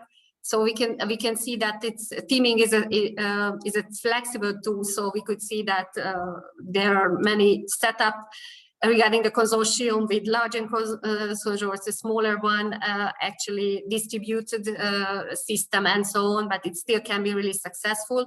The most important message for me was that the engagement of the partners is really important, I think. So it's both from, of course, the widening partners and also from the advanced partners. And you shared with us what were the benefits, and the list was really impressive, starting from joint research results, publications, joint educational activities, technology transfer activities, increased international visibility, increasing competitiveness at international level with different kind of in different kind of funding programs. And et cetera, et cetera. So I won't list all of them, but we could see that teaming is really an efficient tool. So it served very well. The policy objective was set for this instrument, and we hope that in Horizon Europe, with the renewed portfolio of activities which could be used in teaming, that it can be even more successful, and we could learn from the past, from the projects implemented under Horizon 2020. So that's for teaming, and now I would like to quickly pass the floor to Christine Krav and the colleagues participating in the twinning session. So Christine, please take over the moderation, and I would like to ask Pavlina Pankova-Simkova and Elizabeth, who participated also on the teaming exercise, to start the discussion. So the floor is yours. Thank you, Sonia. Before we go into the discussion, can you please tell us how much time do we have for the twinning? I think we could, yes, I think we could have 20-30 minutes, I think. So at the end of the workshop, we left some more time for questions. So with that, I think we could have enough time to finish it on time. Thank you. And sorry for the delay. No, it has been very interesting, and I'm very happy to be able to moderate this short session on the twinning instrument. I think twinning is the most accessible of the widening instruments. When I do my work as a widening NCP here in Estonia, I tell my clients that every research group could have a twinning, so it's not as huge as teaming, and why not go for it? And today we will have one presentation, and then we will have a discussion with two participants. So Pavlina Pankova-Simkova from the Mendel University in Brno. Can you share your screen for your presentation? Yes, we can see that we can already see the slides, and yes, now we see them in presentation mode. So the floor is yours.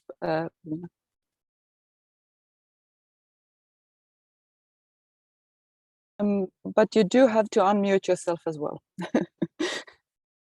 That's the most important part, actually, to do so. So one more time, I will base my experience or suggestion, comments to twinning on the project where I am a deputy coordinator. It's called the Adaptation Strategies in Forestry under the Global Change Impact. It's a project which is coordinated. Okay.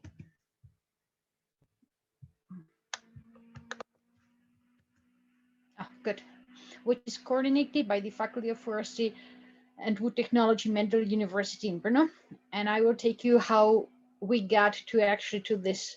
So how this slide with the 8 partners all over in the Central and Northern Europe became a reality, and how the project actually happened. So first we needed the joint topic, joint issue. I assume that most of you recognize that the forests around us are having an issue. and there is a major dieback of the forest in this, especially in the Central US, due to the Central Europe, due to the basic of the composition, mainly based on the spruce. So we have to think, what is the forest of the future, how it's going to look, how it's going to grow, what will be the new materials, new structures, and how these materials will be processed, because that's the important part of the future. The time scale that we as a foresters work on is somewhere between 80 to 100 years. So sometimes forestry is also the crystal ball, and we would like to see a little bit more into the crystal ball with the twinning project. As a background, we already cooperated with our part of our partners. So twinning is a result of already existing or already conducted projects. We started in 2012 with a structural fund project, which was focused on the establishment of a new research team, and continue with bilateral projects funded either by Interreg, by the Ministry of Education of the Federal German Republic, and then also funded by the bilateral cooperation of Czech Republic and Austria. Once we actually sat down and created a map, and that's what you can see, where we have our colleagues, peers, where we went for visits before the Ask for this project became a reality. But there was already existing network, and just the project brought all the cooperating institutes together. When we were actually thinking how to make a successful proposal, we always knew that there has to be something what we call the two-way highway.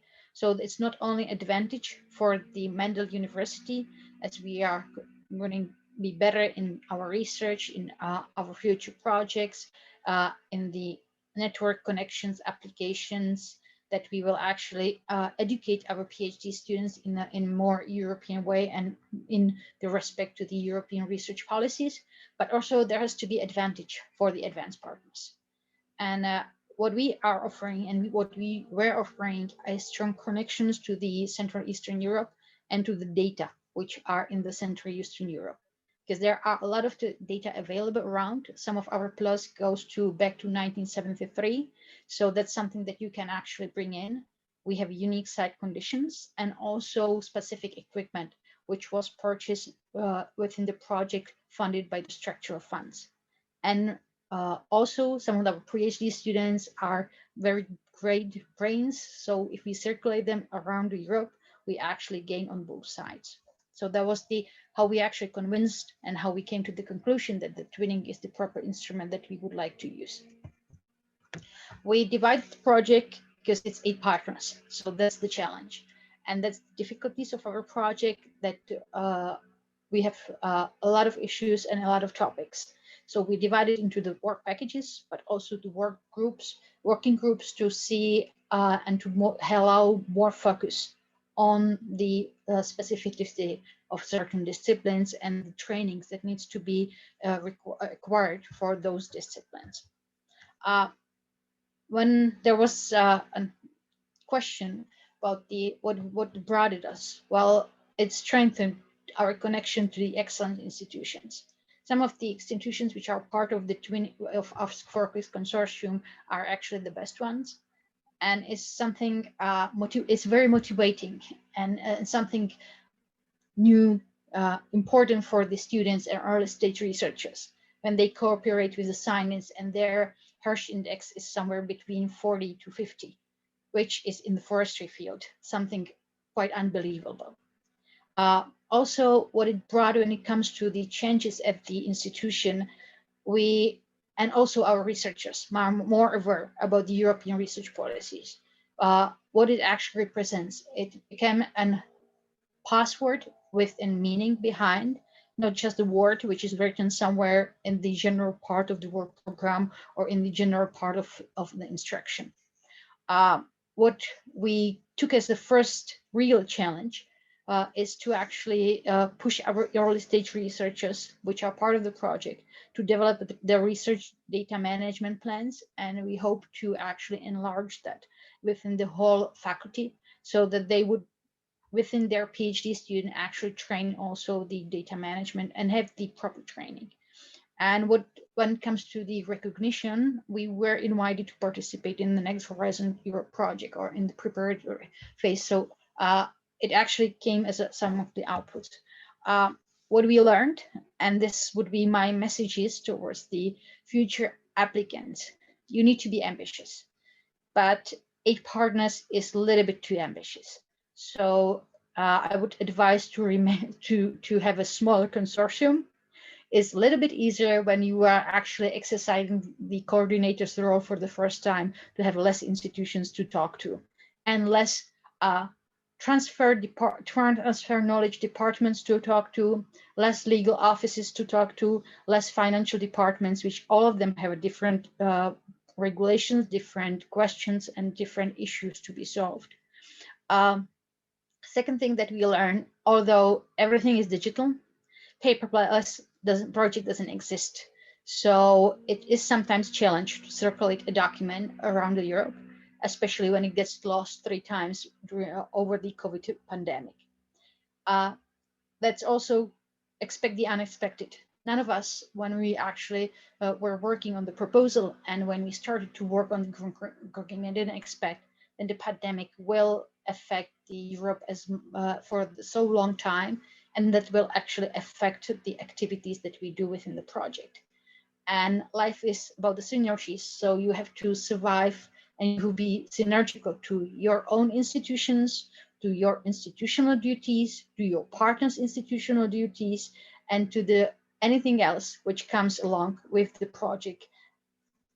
And with that, I would like to conclude my very short presentation, and I think that's even better to have more time for the discussion. Thank you very much, Pavlina. It was very, very interesting. And we can now open the floor for questions. So first of all, I will ask an introductory question to both of you, you, Pavlina, and you, Elizabeth. You, Pavlina, you already mentioned the basis for selection for your twinning partners. You said that you had previous contacts with most of them, and also that the main criterion for selection was their research excellence in your field. Is that true? And Elizabeth, I would then ask you, what were your criteria for selecting the twinning partners of the project that you mentioned in your teaming presentation? For us, it was definitely the research excellence and the previous contacts, because it was a natural development. We already were working on the certain project, and we just enlarged it or just make the scope bigger. Mm-hmm. So, yeah, thank you, Pavlina. About the Excel project, which you have to know that it is already a completed project. I think that one of the interesting parts about it, it was exactly the selection of the partner, which is completely different than teaming, whereas teaming was based on, let's say, long-term contacts. I think the twinning is a much lovelier, much easier scheme, much more closer to researchers' hearts, because you are able to choose your own topic of research, of work, which is quite rare, you know, that you are allowed to do this. So the collaboration, it was very, very pleasant, and we are still collaborating with the partners, although this particular project has completed. And how the selection was done. So first, we defined inside my institute that this is a topic that we want to grow forward with.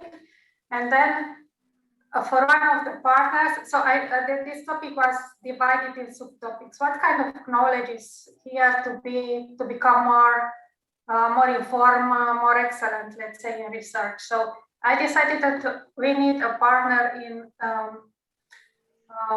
that is specialist in I just want to switch the screen if it's possible. Do you see my screen, by the way? Yes. Okay, thank you. Yeah, we see the website of the Excel Yeah, it's the project. website. And I wanted to change to the partner, but whatever. So you can see here that we had a partner from Belgium, a partner from England, University of Aston, University of Leuven. We had another Fraunhofer Institute, a different partner, the one from the teaming project, Fraunhofer Fit, and we had Stucky. So one interesting selection of partner, it was that I wanted to have a partner that is specialist in cybersecurity. So I was just scrolling on the internet for such competence, and I found someone that has awarded the best paper award at a certain events that I considered important to our activities. So then I contacted them, and then we started to exchange information, you know, so they also, let's say, evaluated us, our competencies, how useful the collaboration would be with us, and at the end, they became partners. Another thing that I wanted in this consortium, I wanted to be a smooth cooperation, so to involve only partners that I knew that they will be very cooperative. So therefore, in the proposal stage, one of the partners was changed 3 times, because the first 2 partners, they said, okay, we want to participate, but at the proposal stage, they were not responsive enough. And I didn't want to have struggled during the project. So this is not, you know, the way to go forward. If you have problems at the beginning, you will have problems also in the development. So I simply cut off 2 of the potential participants in the proposal writing phase. And then we remain with these 4 partners, and the partner from Aston. So in this particular collaboration, all partners were first-time cooperations for us, but KU Leuven was completely new. I found it through internet search, as I said, due to the best paper award in the topic that I wanted. For Aston, I knew there was one person that used to work at our institute, and now it was already a professor at the university in Birmingham, where Aston is located. So I already knew that they have competencies in data mining, which was required here. And we wanted competency from an Internet of Things. And I knew the head of the department at Fraunhofer Fit, and I knew that they had this competence. So I knew them from different other events and other work, but we were not involved in common projects before. So it was a completely new cooperation, and it was extremely successful and so very pleasant, because, well, we could choose the topic, so people involved actually wanted to work on this.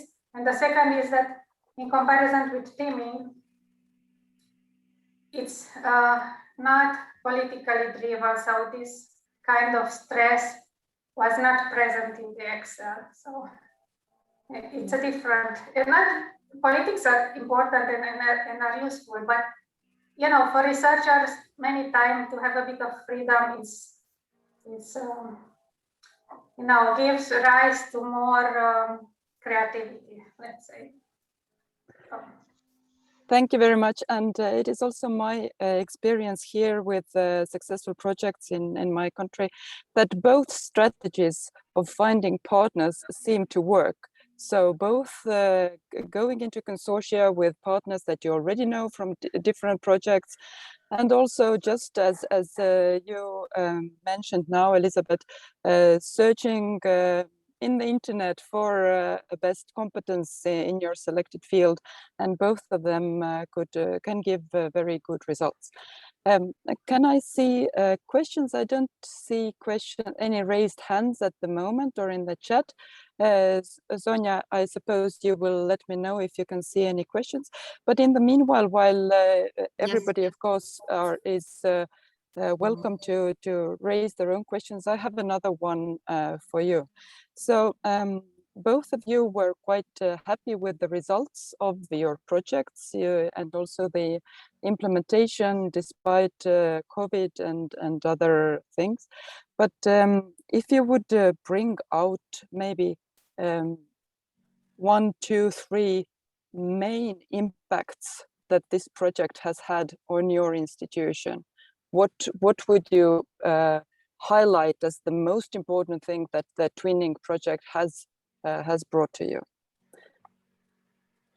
Well, I have to say that, sorry, I have to say that the Excel was completed before the pandemic. So Mhm. for it was easier because we had a lot of on-site meetings. So I do realize that this is an advantage compared to the situation now. Mhm. When people, you know, maybe there are projects that started now that they have never met in person. So this is a clear difficulty. But for us, it was not. So this contributed to the success of the project, I think. And the impact, we had a lot of let's say, possibilities to act as editors in impact factor journals, which scientifically gave us a much higher visibility.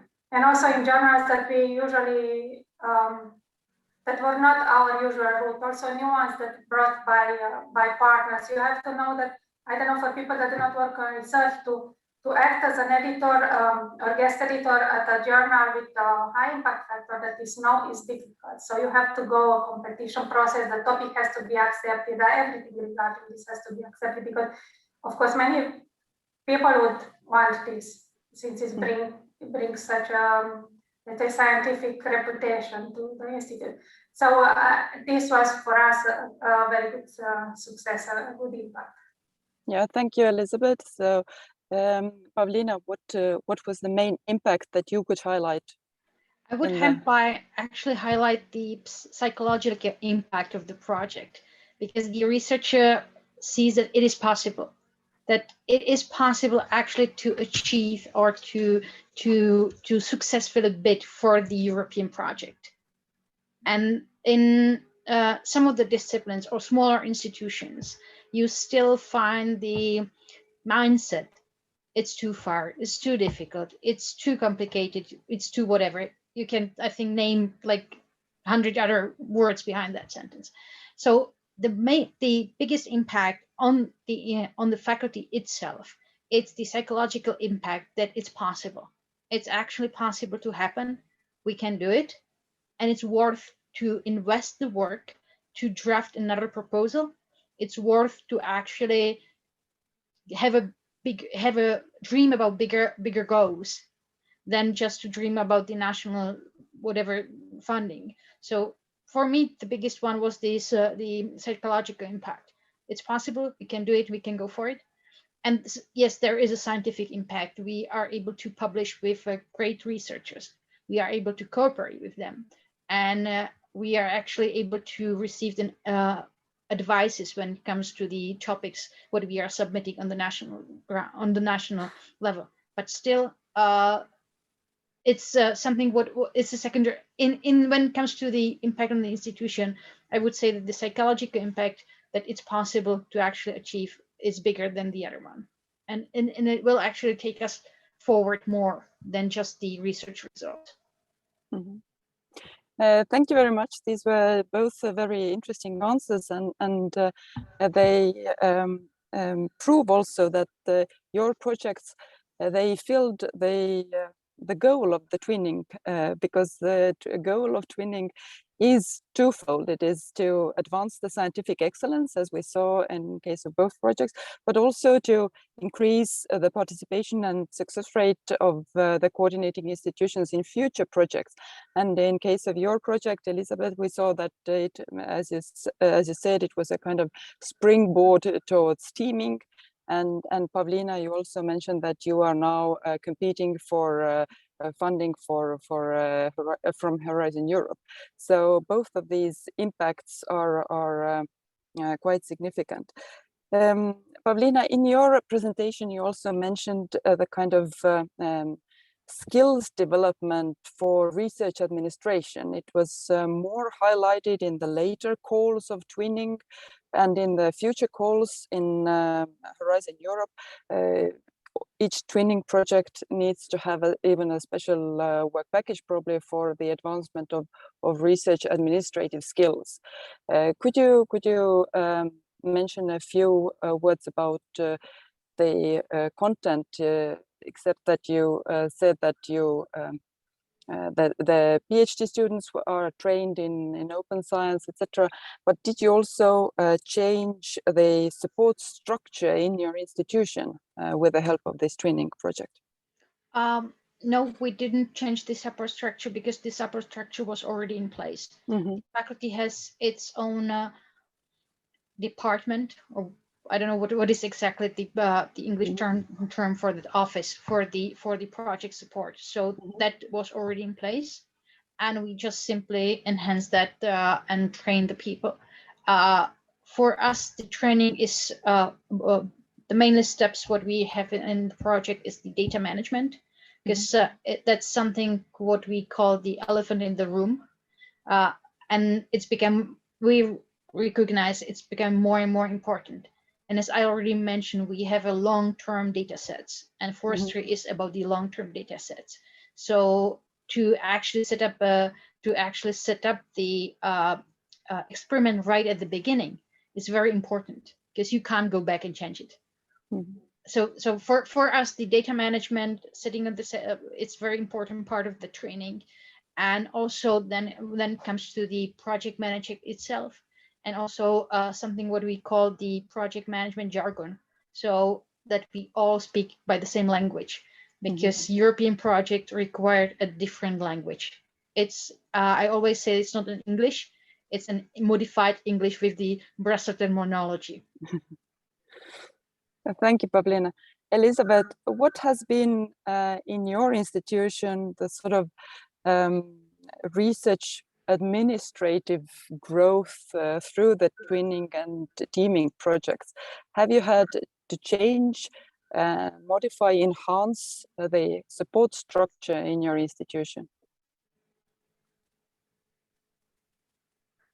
The training did not introduce any administrative change. It was not necessary.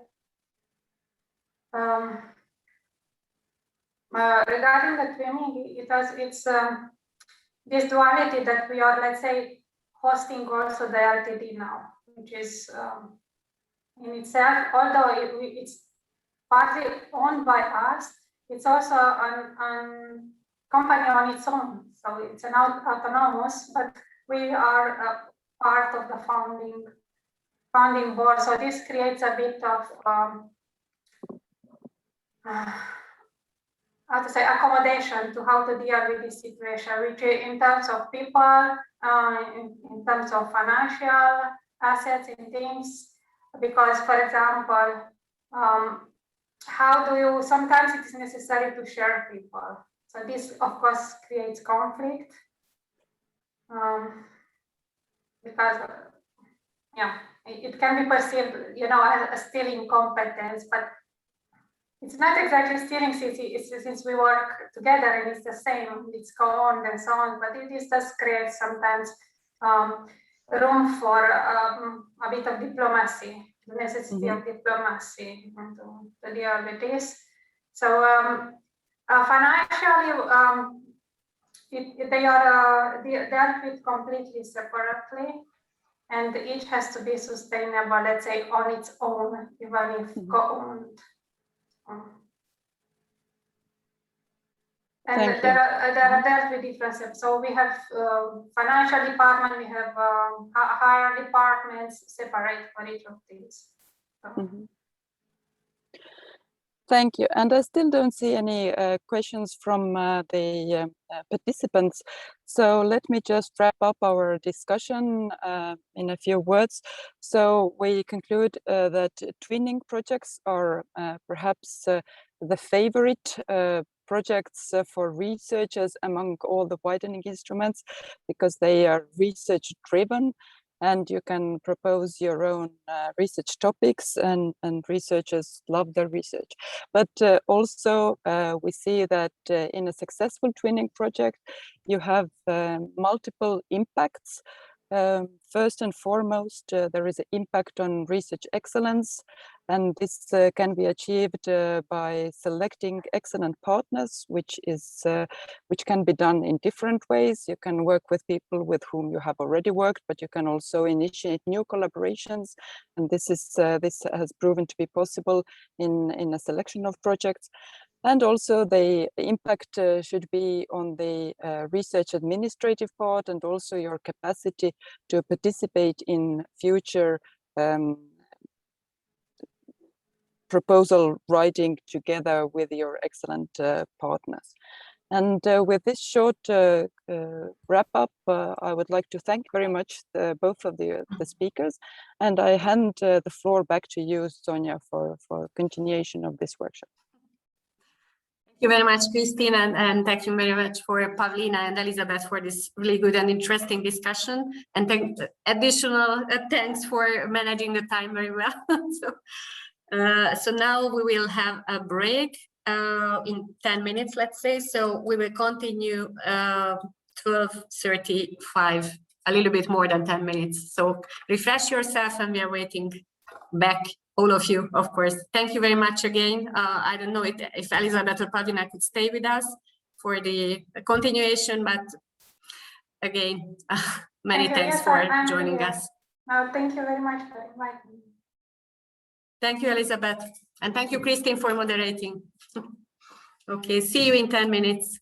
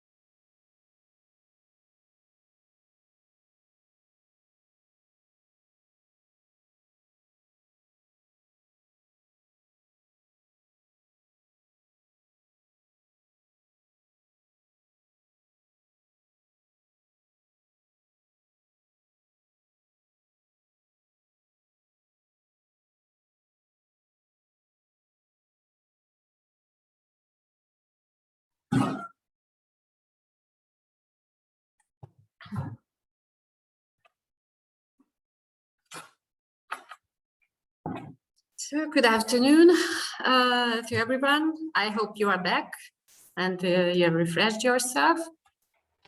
We will continue our program with our next session focusing on ERA-Chair's experience. And I would like to invite my NCP colleague Katarzyna to take over the moderation. And Ivona Kieda, who will be the speaker for this panel, can share the experience on the ERA-Chair project. Katarzyna, may I ask you to keep this discussion a bit shorter than originally planned? Maybe 20 minutes would be enough, I hope. Okay, thank you. Okay. Thank you very much, Sonia. Thank you very much for the invitation. Good afternoon, everyone. I will have the pleasure to moderate this short session dedicated to the ERA-Chair. During this session, you will have the opportunity to know one case study, one success story from Poland, which will be presented by Ms. Ivona Kieda from the Institute of Animal Reproduction and Food Research of the Polish Academy of Sciences in Olsztyn. It's very interesting and successful. It was very successful proposal and hopefully interested project. So my suggestion is as follows, that first we will listen to the case study presented by Ivona, and then we will open the possibility to ask questions by the NCPs. I also have a few questions to our speaker in order to give you the overview about how this success is possible and what are the first impressions related to the implementation of the ERA-Chair call, because we all know that the ERA-Chair call was not that, let's say, complicated or contradictory as teaming was, for example, for the beginning to understand it properly, yet the implementation of the projects caused some unexpected troubles, especially related to the recruitment process of the ERA-Chair holder and also retaining the ERA-Chair holder and the team, so the sustainability itself. And I believe this is a very important indications as well for the future projects and for the future proposals delivered by ERA. But without further comments, I would like to give the floor to Ms. Ivona Kieda to present the case study. Hello, everyone. Good afternoon. It's great to be with you today. Just please confirm if you can see my presentation right. Great. My name is Ivona Kieda. I'm from the Institute of Animal Reproduction and Food Research of the Polish Academy of Sciences. And I will speak to you today about the ERA-Chair project we are the happy owners of since October 1st, 2020. So it seems like we started just yesterday, so we are really freshmen in this. The project is acronymed Welcome To, and it reads into welcoming ERA-Chair to the Center of Excellence in Nutrigenomics for optimizing health and well-being.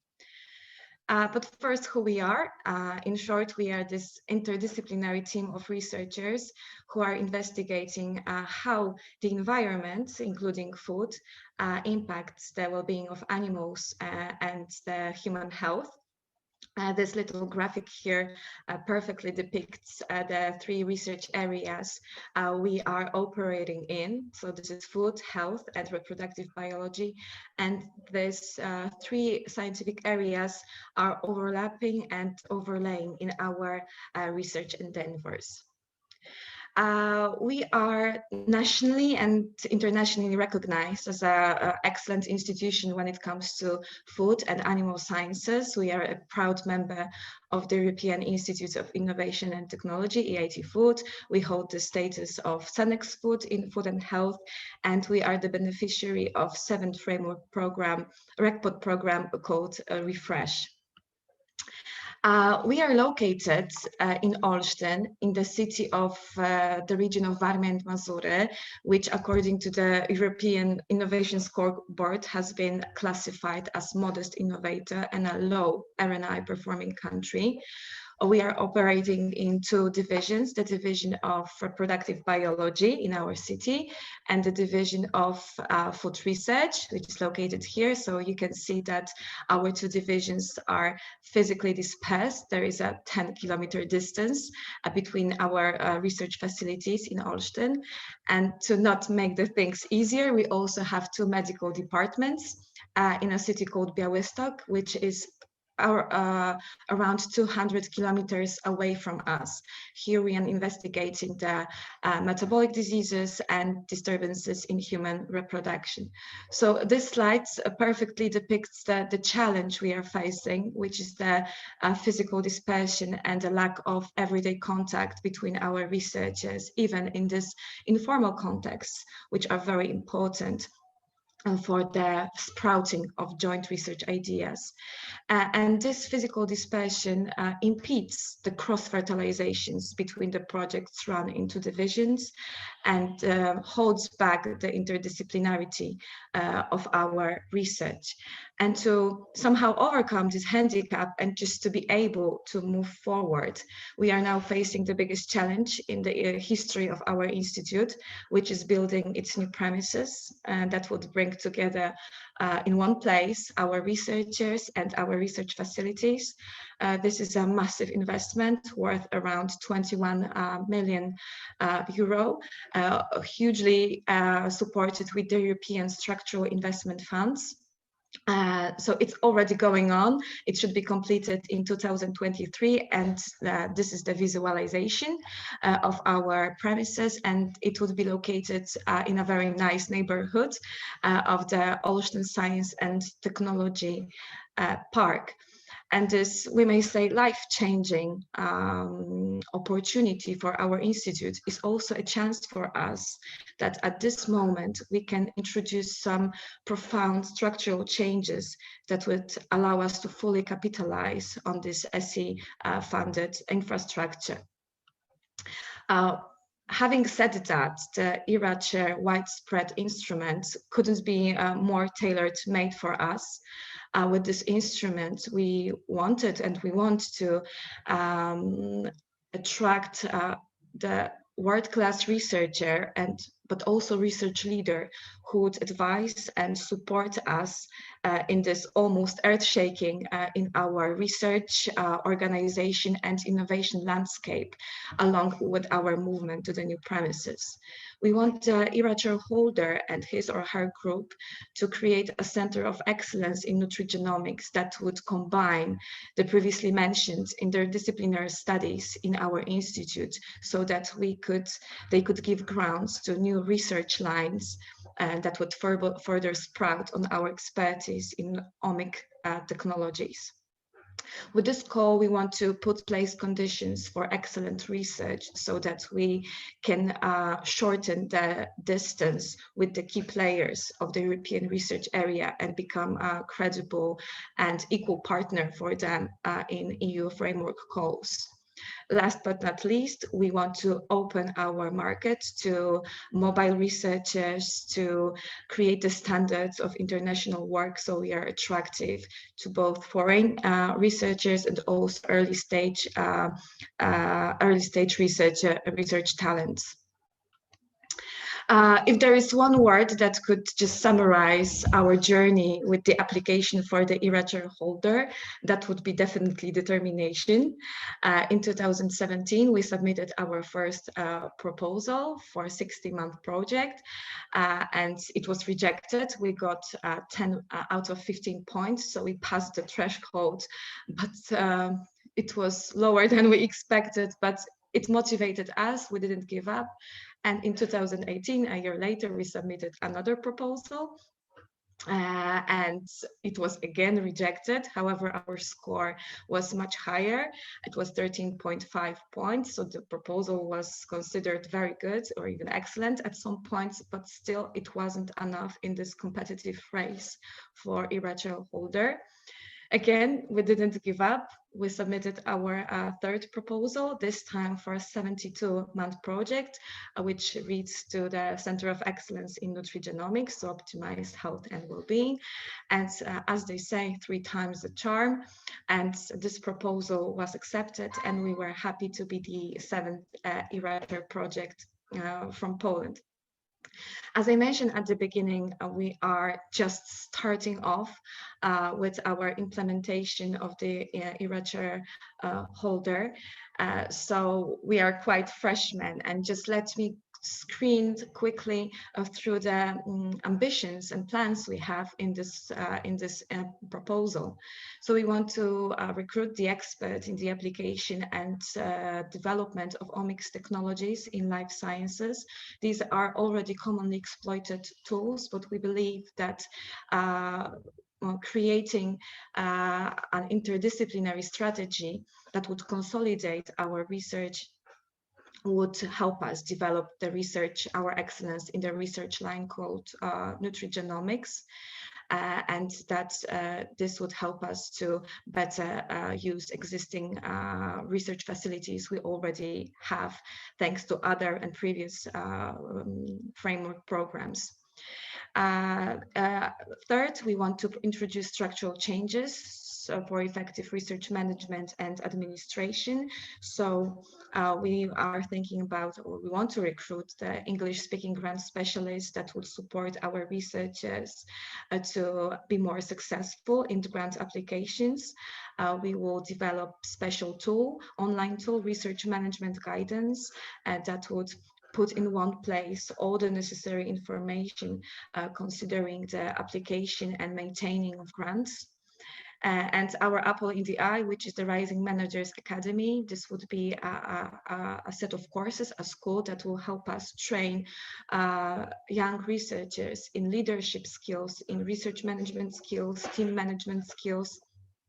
So all things that make a great research manager and research leader in the future. We will also introduce structural changes for proficient execution of the European Charter and Code of Conduct, so that our market is open to mobile researchers, that we have a more proactive and less administrative approach to the researchers, and that we can be more attractive for the foreign researchers, thanks to the OTMR values we will be putting in place.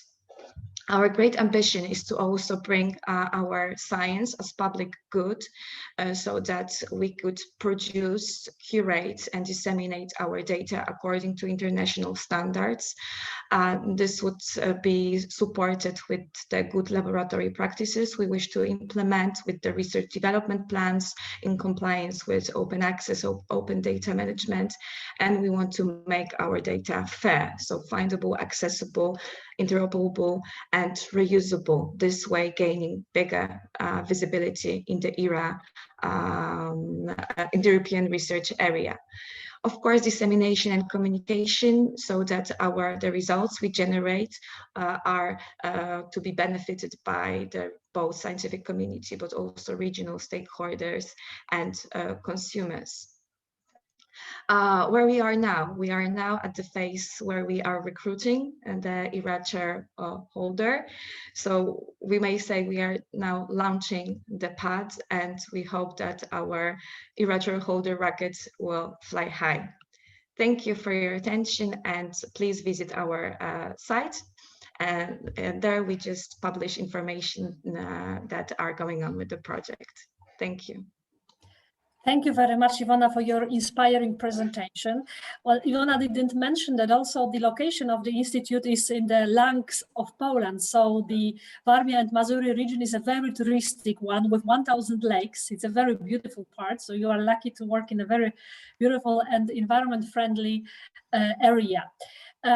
Maybe now I would like to open the floor for the NCPs, NCP fellow colleagues. We can see that we have a first question from Aurelia from Lithuania. The question is, Iwona, what main elements of the proposal you had to improve every time in order to be successful? Thank you for this question. It's a tricky question because the plan for the widespread actions was also developing and evaluating each year when we are applying, so the new elements appeared there. So for example, we had to incorporate a full strategy of how we will improve our research management and administration skills. So all these structural changes to make sure that that our scientific excellence grows in the area of project applications. So we were also adding up new elements, and this is how our proposal evaluated and grew. We also had to put, compared to, for example, in the second proposal compared to the first, we needed also to put a greater emphasis on our synergies with the local environment. So, and this is a key message for all the applicants. Of course, we have to focus on changing the landscape of our institution, the research, innovation, and organizational culture.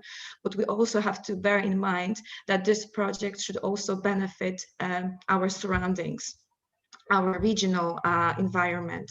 So all the activities that are planned in the proposal, so for example, some trainings, they had also to be dedicated not only to our workers, but also to people from other universities or other organizations from our region. This is what we had to put most emphasis on. And when it comes to the elements that were all the time had to be improved, this was not the case. We had very different feedbacks through these 3 years from different evaluators. So sometimes we were just wondering how evaluators are briefed on the evaluation of such projects. So it was really variable, but definitely our experience in previous framework programs was very much praised. Thank you very much. We have a second question coming from Hungary. So, Ivona, have you consulted successful ERA-Chair project? Project. Have you consulted successful ERA-Chair project partners or widening evaluation experts how to improve your application? Oh, yes, absolutely. So we put a great emphasis on the consultations and discussions with successful applicants. So on one hand, we exploited the support given by our national contact point. So we participated in the trainings where we had a chance to listen to the experiences of successful candidates, consult them on particular issues, have an insight into particular aspects of their proposal, just to verify our dreams and our ambitions. We also had a chance to participate in the NCP WideNet meeting in Brussels, also facilitated by our NCP.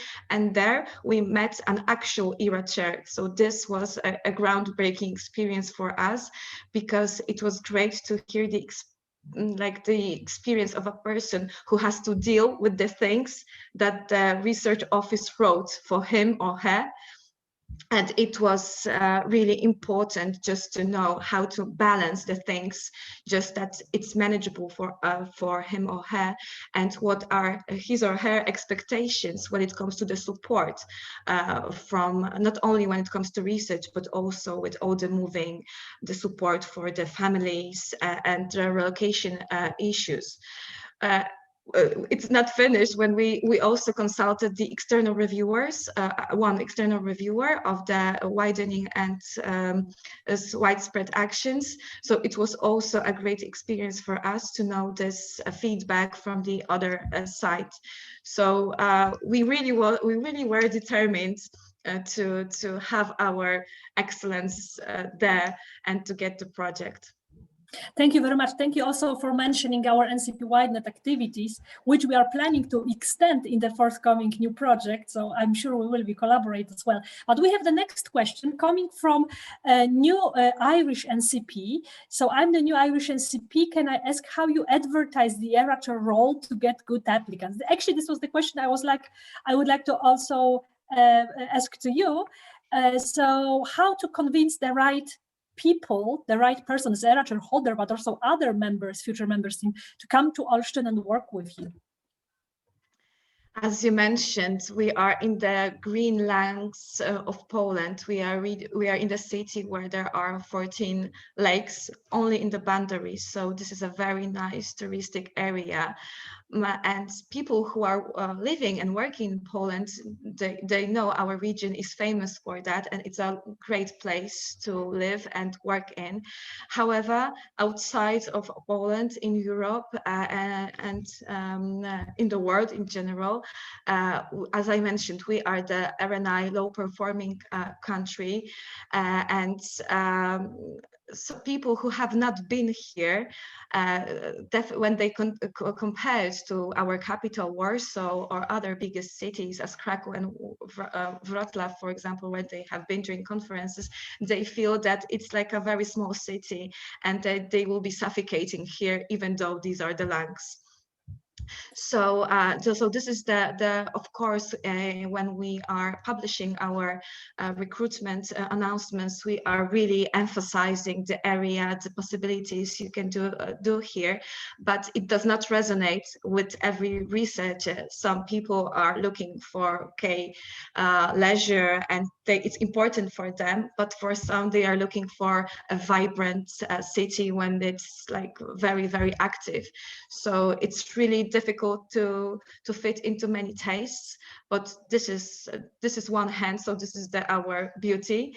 But in the inverse, in the recruitment, we were also putting emphasis on the autonomy of the candidate, so the whole freedom of research for this person, of making the research decision, the research allocation decision, of choosing their teams. Very often, this experienced and world-class researchers are sometimes hitting the glass ceiling in their institutions. So this is an opportunity for them to create a new team, to have the full freedom to apply for the grants and to choose the discipline they would like to further develop. So this is very important, and I guess that the fact that we have given the highest priority for our project, for Welcome to Project in our institute, and we even made the coordinator of this proposal our director, so it really shortens the distance of decision making, and our director was very much involved in the preparation of this grant. So I think that for this candidate, it's also an advantage that the coordinator and the director have the best interest of the project and the ERA chair at heart. What we also did as an incentive was also to offer 1,100 €, as a starting grant for ERA chair, as a welcome grant for him or her, just to feel more confident when launching of their activities in our institute. So it was taken from our funds, not from the project. So, but still, sometimes we hope that it would be enough to convince the right candidate just to come live and work with us. Thank you very much, Ivona. Thank you very much for your presentation and replies. We have one last question, I believe, because we promised Sonia to keep it 20 minutes, but we have also one question from Aurelia, and I would like to ask this question because it's quite relevant. So, how widely you consulted the rest of the institution when drafting the proposal? Was it written very much in collaboration with researchers? So during these 3 years, while the proposal was evolving, we consulted not all, but many departments in our institute, just to have the feedback of all of them, and in different areas. But because of course, ERA chair holder is about research, and we were consulting our researchers on our ambitions when it comes to this interdisciplinary strategy we would like to prepare by the ERA chair.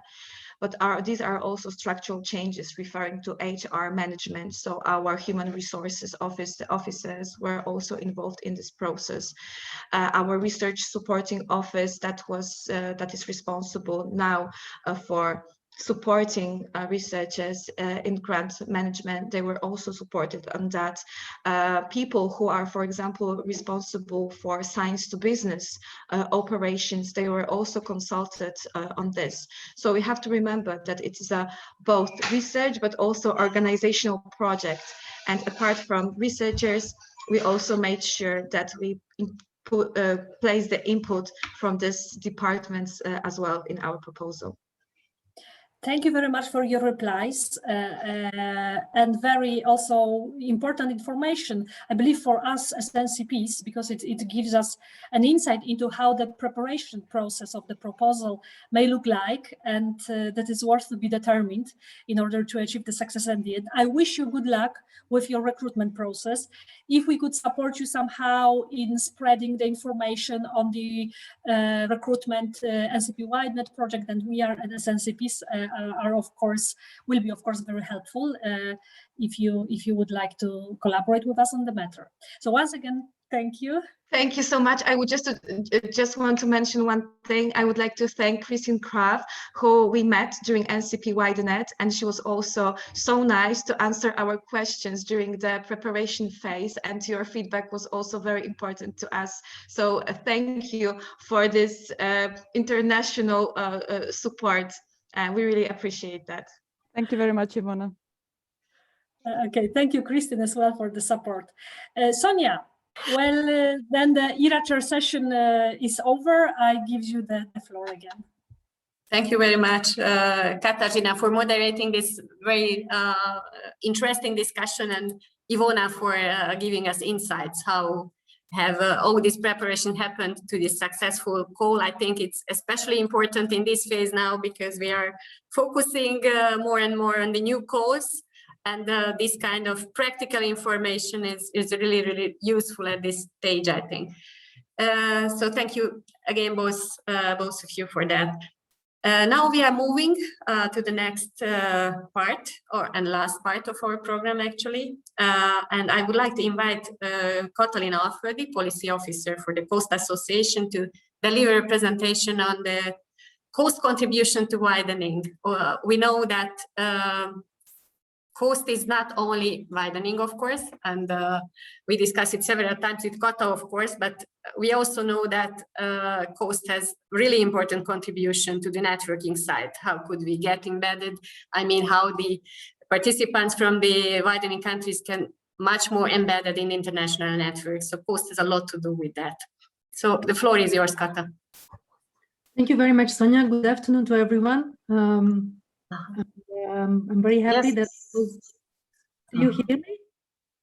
Yes, I make you co-host so that you could share your slides. Yes, it happens. Yes. Thank you. I just sort of saying the welcome words or the greeting words without slides. So it's a bit more human as it can be.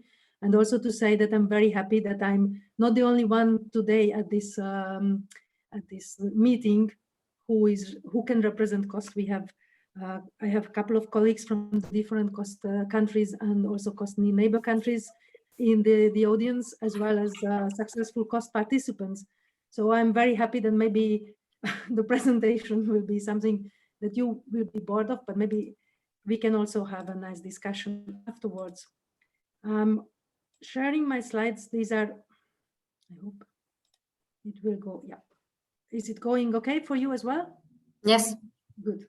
So these are, I brought a set of slides that are introducing the cost program, because I never know to which audience I'm talking to. There are also some slides that are concentrating on widening as the benefits of the cost program that could serve very well the objectives of the widening aspects of the framework program.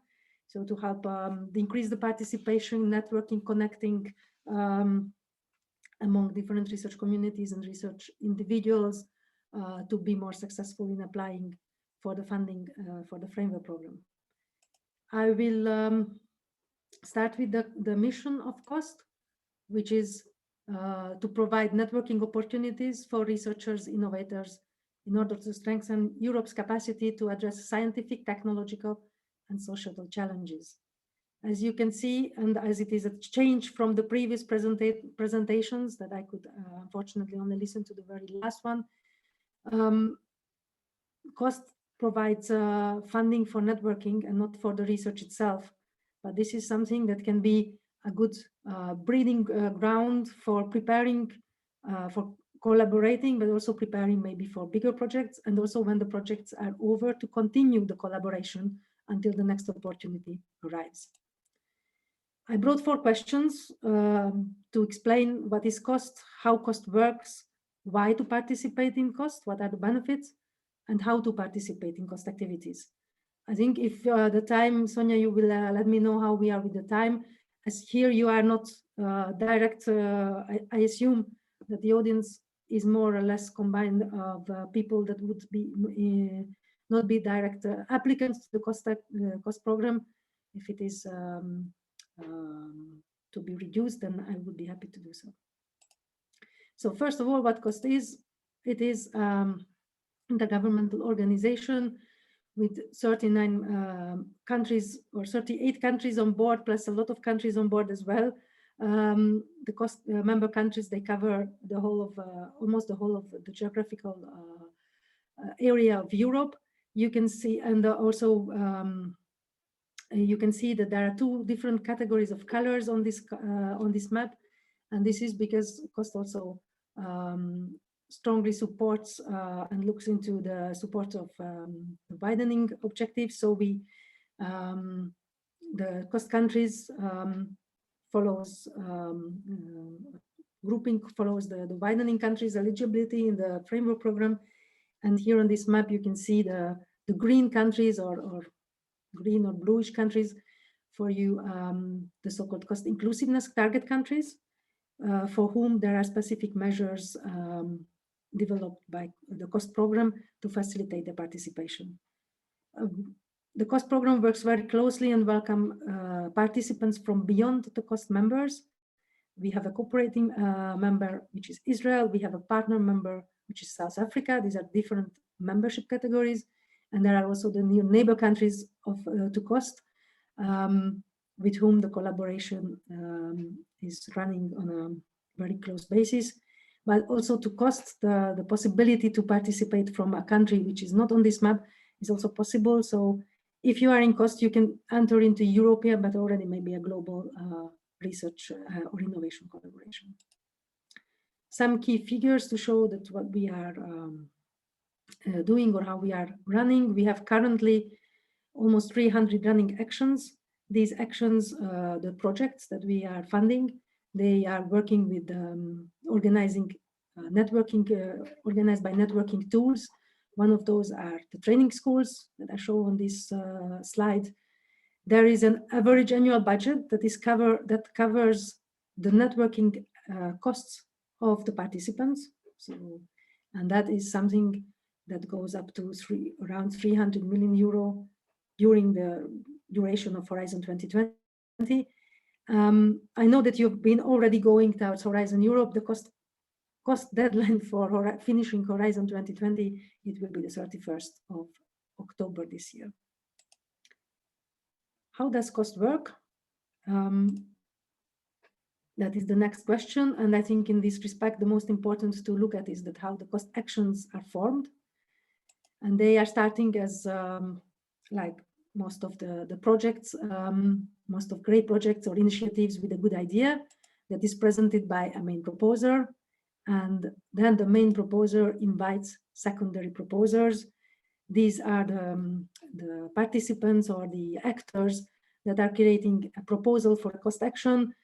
On this slide, you can only see 7 flags, but it can be actually as many as the network requires. 7 is the minimum number of countries that need to participate.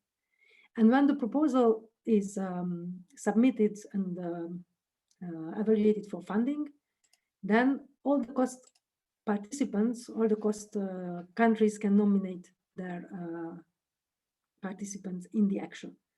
And which is not on this slide, but this is also at these different phases. There are also non-cost participants, so countries that are not members to the cost association. There could be researchers from these countries that are joining the process from the proposal phase to the ongoing project. So the cost actions, as I said, they are networks, networks of researchers and innovators. They are based on a memorandum of understanding. They are running for a duration of 4 years. As I said, there is a need of minimum 7 countries to start with. And here I have to also mention that in respect of supporting the widening objectives, the minimum number of countries, beyond the minimum number of countries, there is another eligibility criterion for a proposal, is that at least half of the countries need to come from an inclusiveness target / widening country. These networks are aiming for research coordination and capacity building activities, and there is a more or less a 500,000 euro budget over a lifetime, so over the 4 year of the project running. And as I said in my introduction, there are the cost actions are working with networking tools. These are the tools that are at their disposal to implement their activities. And there are those ones which are helping to or aiming at the project to run. This is the management committee meeting. But there are, of course, there are more numerous networking tools that support the mainstreaming of the research or innovation activity within working group meetings, conferences, training schools, scientific missions, as well as dissemination. And you can nicely ask, okay, these are very nice, but after 2 years almost of COVID, how this is happening? We recently launched virtual networking tools that are helping to run some of these activities on a virtual manner, and this is something that is now taking out. The next question that I brought is why to participate in cost activities when you can also have other programs providing maybe bigger funding and directly on funding the research that you want to realize. So, So some ideas about the benefits of participation in a cost action is that when you are in the network, that you can work also on an emerging scientific topic that is not because the cost actions are built on a bottom-up way, so they are demand-driven. There could be a topic funded among or many topics funded that are not funded elsewhere. You can also become recognized member of leading scientific networks. You can work with ERC grantees or even Nobel Prize winners. There are many opportunities to advance the career at any stage of the career. There could be new opportunities arising that you can learn by networking with your peers. Thanks to the networking tools cost offers, there is an international mobility that is provided with short-term missions or training schools or participating at conferences, which can increase your visibility or your institution's visibility. And by engaging with the cost action management, there could be also experience gain in scientific or administrative management. And there might be many other more. These are the ones that seem to be the most striking. And another one, which might also speak very nicely, is that cost acting as a pre-portal for other European funding or other funding available by provided by member states or beyond the European Union. There is a very strong success rate or very an increased success rate for those that participate in cost than to applying for funding in other funding schemes. I brought you 2 examples, and this morning I also learned another one which shows the a little bit the other direction. So first, the examples that I have on the slides, where you can see 2 examples for a cost action to become or to further develop into teaming or successful teaming or a twinning activity. These were all projects that were started in 2013, 2014 that grew into finally successful teaming and twinning projects.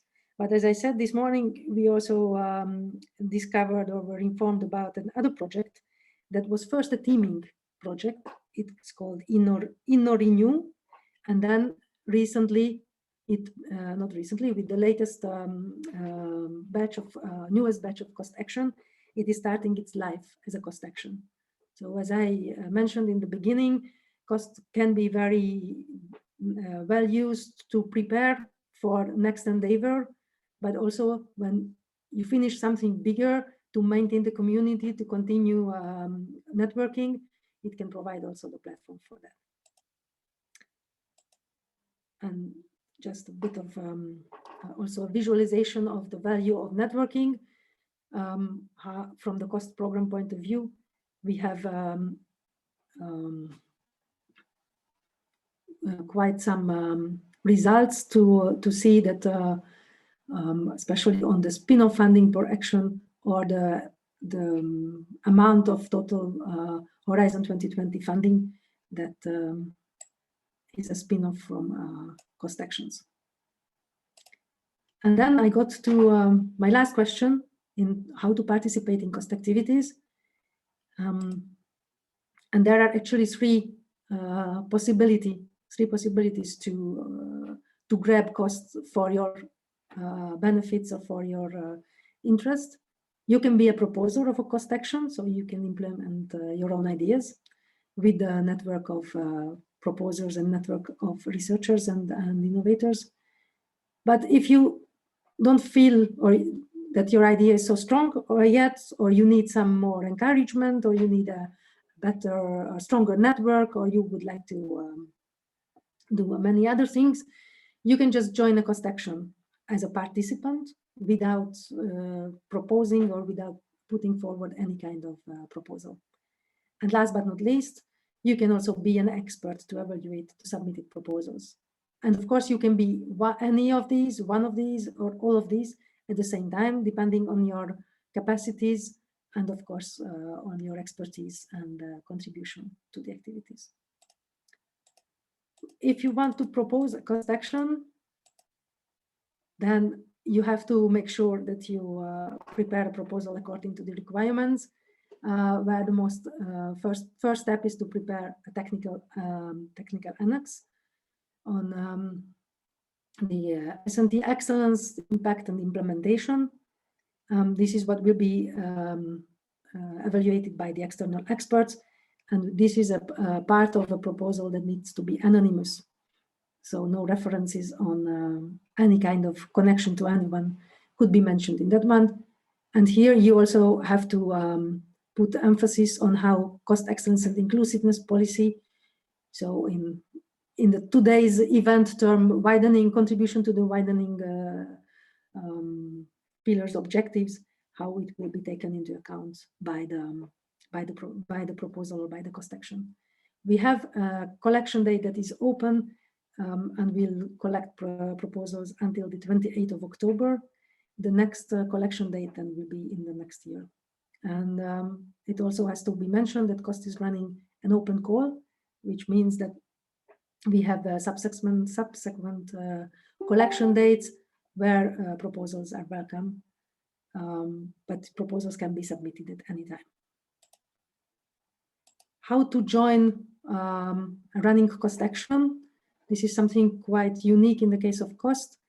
First, you have to, if you would like to see how to do it or what actually cost actions are doing, you can browse cost actions on the COST website.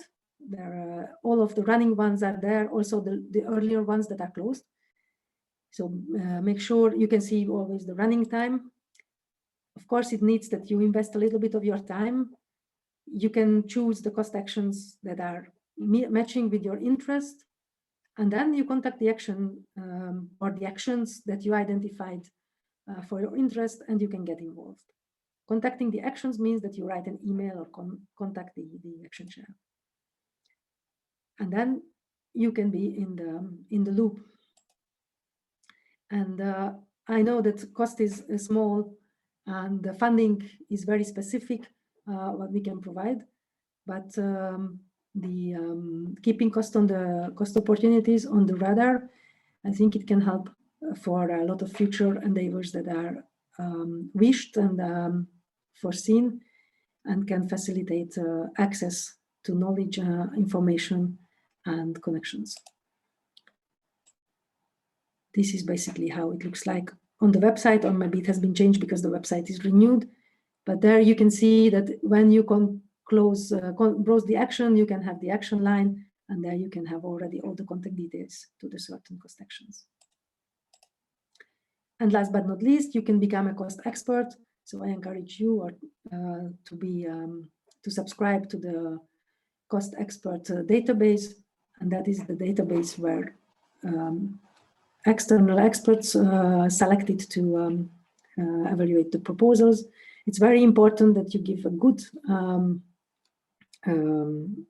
keyword or all the keywords that you wish that you would be found by, because this is the way how we are matching the experts with the expertise requested by the proposals. And thank you very much for listening. And if you have any questions, I would be happy to answer. Thank you very much, Kata, for this very comprehensive presentation and also showing the practicalities, how could we get involved and how cost effectively could support the widening activities. You highlighted also that it can be used also for preparatory actions in many cases, and also for kind of follow-up or I don't know, community building activities on a later stage. Andrea Kutner also highlighted this actually in her presentation in the morning, so that from many sides we could see the positive impact of cost actions, of course. So maybe a question from my side, could you tell us a few words about the future activities in Horizon Europe, what will change, if anything, for cost regarding widening? Excuse me, can you repeat the question, because I was reading the chat? the message, okay. Yes, good to see you. Important to elaborate a bit more on the new rules for MC and VGs. Okay, that's one question. And my question would be that if you could tell us a few words about what could be expected in Horizon Europe. Do you see any important changes regarding the cost role in widening? Yeah, I think in cost, the role in widening will not change, and the only thing that is changed that the role of cost in the I mean not the role but the place of cost in the framework program, because cost will be fully financed by the widening pillar, so we will be fully under it, and it means that also the current effort that is done for supporting widening, it will be maintained. So all of the measures that have been developed for supporting the inclusiveness target countries will be reinforced or will be maintained. And I think this could be also a way in a good way, maybe cost can be also better, not linked, but could go more parallel with the so-called with the other instruments that are more known as widening instruments, because cost is also changing into one of the core instruments under widening. So it's not only twinning and error chairs, but also cost as well. So we have the fourth leg, if you wish. So thank you. Okay, thank you. And the other question was, you can see that also in the chat box. It's from Rui. This is a very good question from Rui. Yeah, MCs and VGs, yeah. But I think he knows more about the answer than myself, because we are under the simplification process, which is finalizing its results, and I'm also learning. This is a process that will result in that will simplify our procedures, and that will be in force as from the 1st of November. So we are in the mood to learning it. So at the moment, I don't feel very confident to get into this new topic, because I'm also in the learning phase. I think as from the autumn, it will go on. But if Rui want to comment on that, and I see also some other hands, that would be welcome. Thank you very much. Thank you, Kata. And okay, Rui would like to. I'm here. Hello, Kata. It was good to see you. No, my only I think it's the only important information that it's relevant to at this stage, and to be comfortable. And I agree with Kata that the measures have been implemented very recently, and so everybody is in this transition period. But it's important to understand that what cost is doing is to reinforce the flexibility and the participation in cost actions. And so we are moving towards a situation where MC nominations, so nominations to the management committee, so let's say the governing body of the cost action, will be limited to 2 people per country.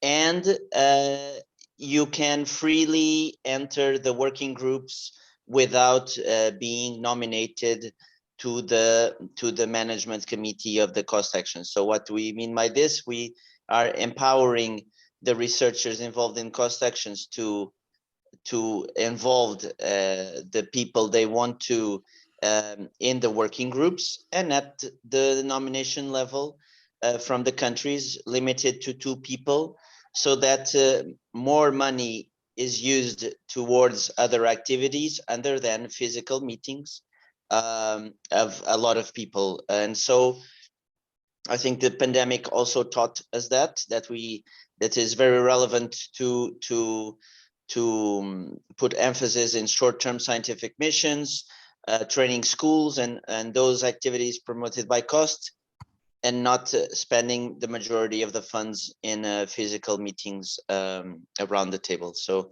that is the only comment, and I think then cost is doing already an excellent job in promoting these new measures to the people involved in the actions recently approved.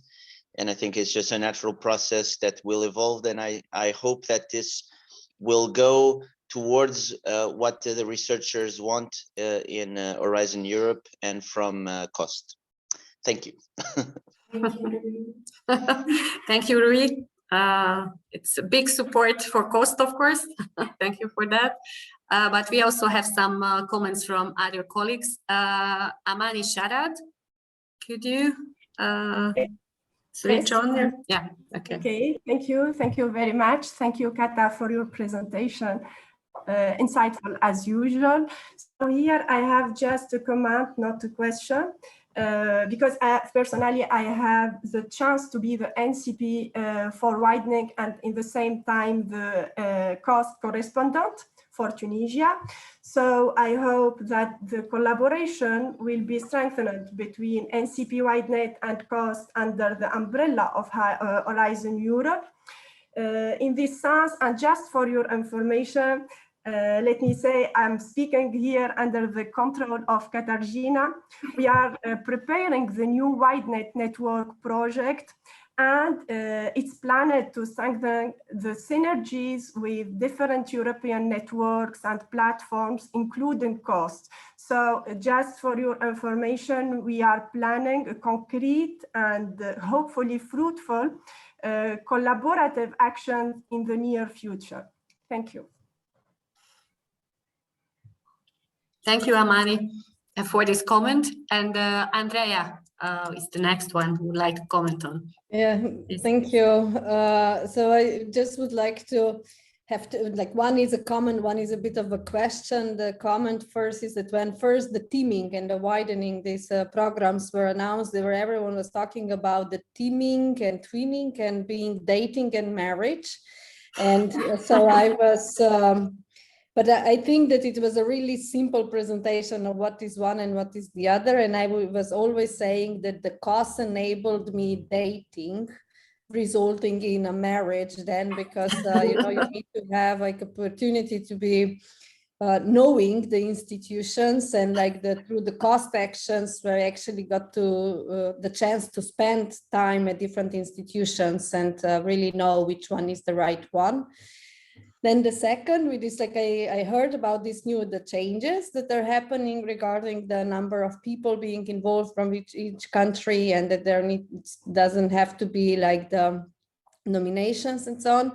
Like I completely support this, because of course it's like then it was always an issue who from which country and so on. But at the same time, I am a bit worried that it's going to be like some cost actions will really center on the Western Northern countries with like working group members and so on. And I wonder if there was any thought on this, how maybe there would be rules implemented, like for example, in the core group of the cost action in the management needs to be at least 50% of participants from the widening countries. Okay. Thank you very much for the questions. First of all, thank you, M&E, for your support as always. It's and also the special support in this new WideNet project preparation or proposal preparation. And of course, if you need any information or if you think yourself or Katarzyna to have a discussion about that, I would be very much open to that. And to Andrea's comment, yeah, I am, again, I'm not in a very good position to look like as the knowledgeable and informed person. So maybe next time, yeah, we can discuss it in more details. I don't think that at the moment there was any specific rules possibility discussed to be implemented in the context of simplifying the participation in working groups. I think it's an important and valid comment that you brought in. In the management committee, there are the core leadership positions, and at the moment there is at least one of the 5 positions need to be preserved for an inclusiveness target country participant or MC member. So that is not changed by this rule. I think the novelty will be is that, of course, you can you don't have to go through a national nomination procedure in order to be a working group member. And I think this is something that we can monitor as at the moment when it actually will be implemented, and see if there is any corrective measures or anything need to be reacted, because maybe the imbalance of geographical background of the participants.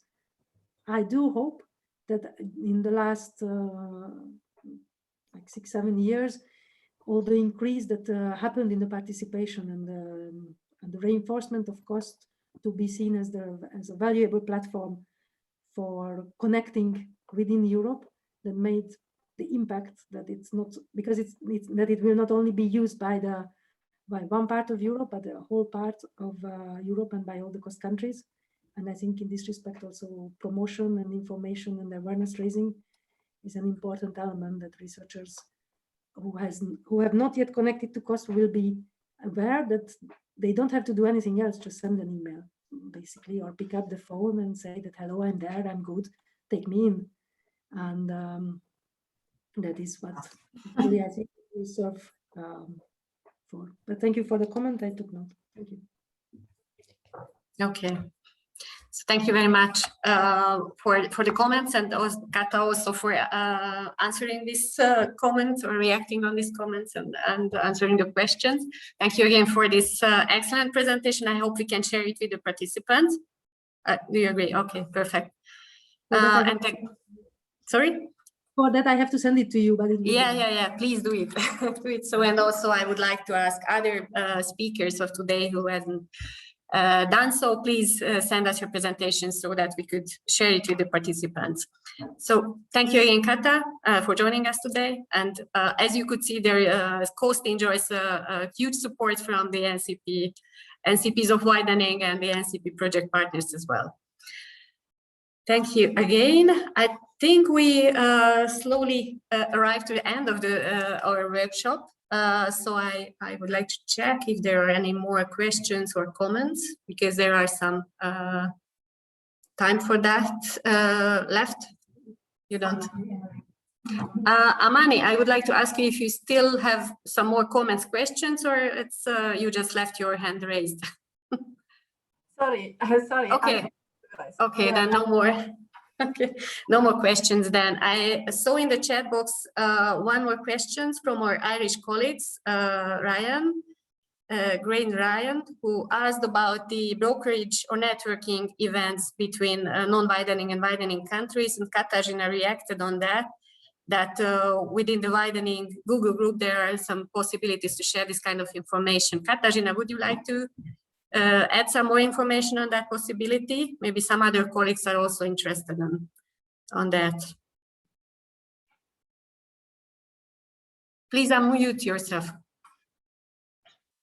Yes, thank you very much. Because there are a few new colleagues in the group today, so I would like to kindly invite you to collaborate with us, the group of Widening NCPs. There is a Widening Google group.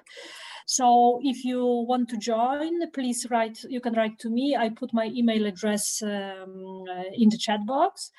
Then you will be added to this Google group. We also have a portal, project portal, which is NCP WideNet. It was dedicated for the current portal, but we will keep it for the future one. So no worries that there will be changes. There you can find many information on events, but also there we are putting materials like presentations from events that took place or are taking place, because we have an intranet, which is a kind of repository of important documents for NCPs. So you will be also granted the access to the intranet of the project portal. Last but not least, I would like to encourage all of you to join our e-newsletter dedicated to widening. Christine Kraft is the chief editor of the monthly e-newsletter. Now we have, of course, a holiday break, but the one will appear in July, I believe we have a holiday break. So thanks to this newsletter, you will be updated with all the information related to widening, also events, but we are in the newsletter, we are tackling as well important aspects of widening actions. And last but not least, I would like to invite you to follow our social media. We are on Twitter and we are on LinkedIn. You can have the right access from our project portal. Thank you very much. Thank you very much for sharing with us all this important information in this circle. It is quite really useful, I think. Some final practical information before concluding. Of course, we will share with you the slides of the workshop today. And again, I would like to ask our speakers who haven't done so yet, please send us your presentations with an approval that we could share with them. We have recorded the meeting actually, so please, if anybody is against that, please let us know. But if not, then we will also share the link with the participants, so you can go back and use it as a reference. Of course, the workshop material. We will send you also a feedback form about this workshop, so that would be really useful to get some inputs from your side. But have you found really useful from that workshop, and what are your future recommendations maybe if we organize similar events? So I think that's all. I'm looking at my colleagues if we have any additional, no more maybe. Okay, so and finally I would like to ask you just in the chat that please indicate what are your most important takeaway messages from the today workshop. I have not necessarily sentences, just a few words. What were the most important lessons you learned from the workshop, so you can keep it for the future, use in your NCP work? That would be really useful, and a useful input also for us in the future. And with that, I would like to conclude the workshop. We are almost on time, so we have managed to keep the time frame almost. So I think that the workshop was really useful from that point of view, that we learned a lot about the widening instruments. And I think my impression, and I think yours was similar, was that these tools are really important and really efficient tools in addressing the innovation divide and address the disparities within Europe. So teaming, twinning, and RHS, which will be continued in the future in an upgraded format, will be there with us, and we could use these tools even in the future for capacity building, for improving excellence in the widening countries. It was highlighted by the participant, but it's not only about building research excellence, it's also about changing the cultures, changing the mindset a little bit in the widening countries, building trust, building the networks with the partners. Its commitment is necessary from all parts, of course, from the widening partners and also from the advanced partners to take part in this project. But if this kind of commitment, engagement, motivation is there, then real changes can be achieved, as we could see that from the examples on the case studies of the project. What kind of impact we could list? There are a long list of possible and potential impacts, and it was heard from the project presentation that many of them have been achieved. Stronger international visibility, stronger relations with enhanced partners, even identifying new partners, building up new collaboration ties with the partners. Joint research activities started even in the framework program in many cases, publications, increased technology transfer activities, for example. And as I mentioned, learning from each other and changing the mindset. And the psychological effect was also highlighted by some of the partners, that the widening partners can believe that after participating in such projects that they are capable to be successful in the framework program on the longer run with this change structure in their institution. So I hope that you found all this information, presentations and discussions very useful, and you could use that for your NCP work. We will be really busy in this summer. You all know that because the deadlines are quite close. So please use this information, reach out also to your national applicants from previous widening projects to use their expertise. Please consult the evaluators as well. It can be also very, very useful. And I would like to wish you really successful activities in the widening scheme for Horizon Europe. Don't forget that on 9th of July, there will be a dedicated workshop organized by the European Commission, so that could be really useful. Maybe there we can learn more about the novelties. The Commission colleagues will go into the details, technical details of the implementation on that workshop. And please also use, of course, the WINET project activities and the Bridge2 Horizon project support activities as well. So thank you again for your participation, for your attention, and all our speakers to be with us today and deliver their presentations and also insights on widening, sharing us with their experience. So thank you again, take care, and see you in other occasions, hopefully. And in the meantime, yes, and I see some comments. Thank you. Yes, they call like that. Okay, bye. Thank you very much for your attention. Thank you. Bye. Thank you. Bye, Bye. Elizabeth. Bye, Giovanna. Thanks.